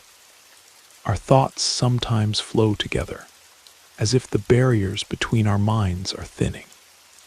Our bodies continue to adapt to stressors in real time, mutations appearing and either establishing themselves or fading away, depending on their utility. The military, or whoever they sent, has stopped actively searching for us. Perhaps they think we died in the cold. Perhaps they're afraid of what we've become. Either way, we're alone out here, evolving into something new. I don't know if Dr. Kovic survived. Part of me hopes she did, so I can ask her one question. Was this your intention all along? Not just to help humanity survive environmental catastrophe, but to force the next step in human evolution. Because that's what we are becoming, something post-human, adapted not just to survive the changing world, but to thrive in it. And as terrifying as that is, there's a part of me growing stronger each day that wonders if she was right. The Arctic night is long, but we no longer fear the darkness. After all, we were made for this new world, whether humanity is ready for us or not.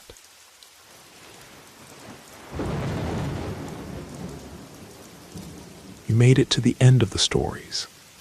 That means it's the perfect time to subscribe so you don't miss future episodes. And if you haven't already, leave a like and drop a comment. I'd love to hear your thoughts. Have a great time relaxing, and good night.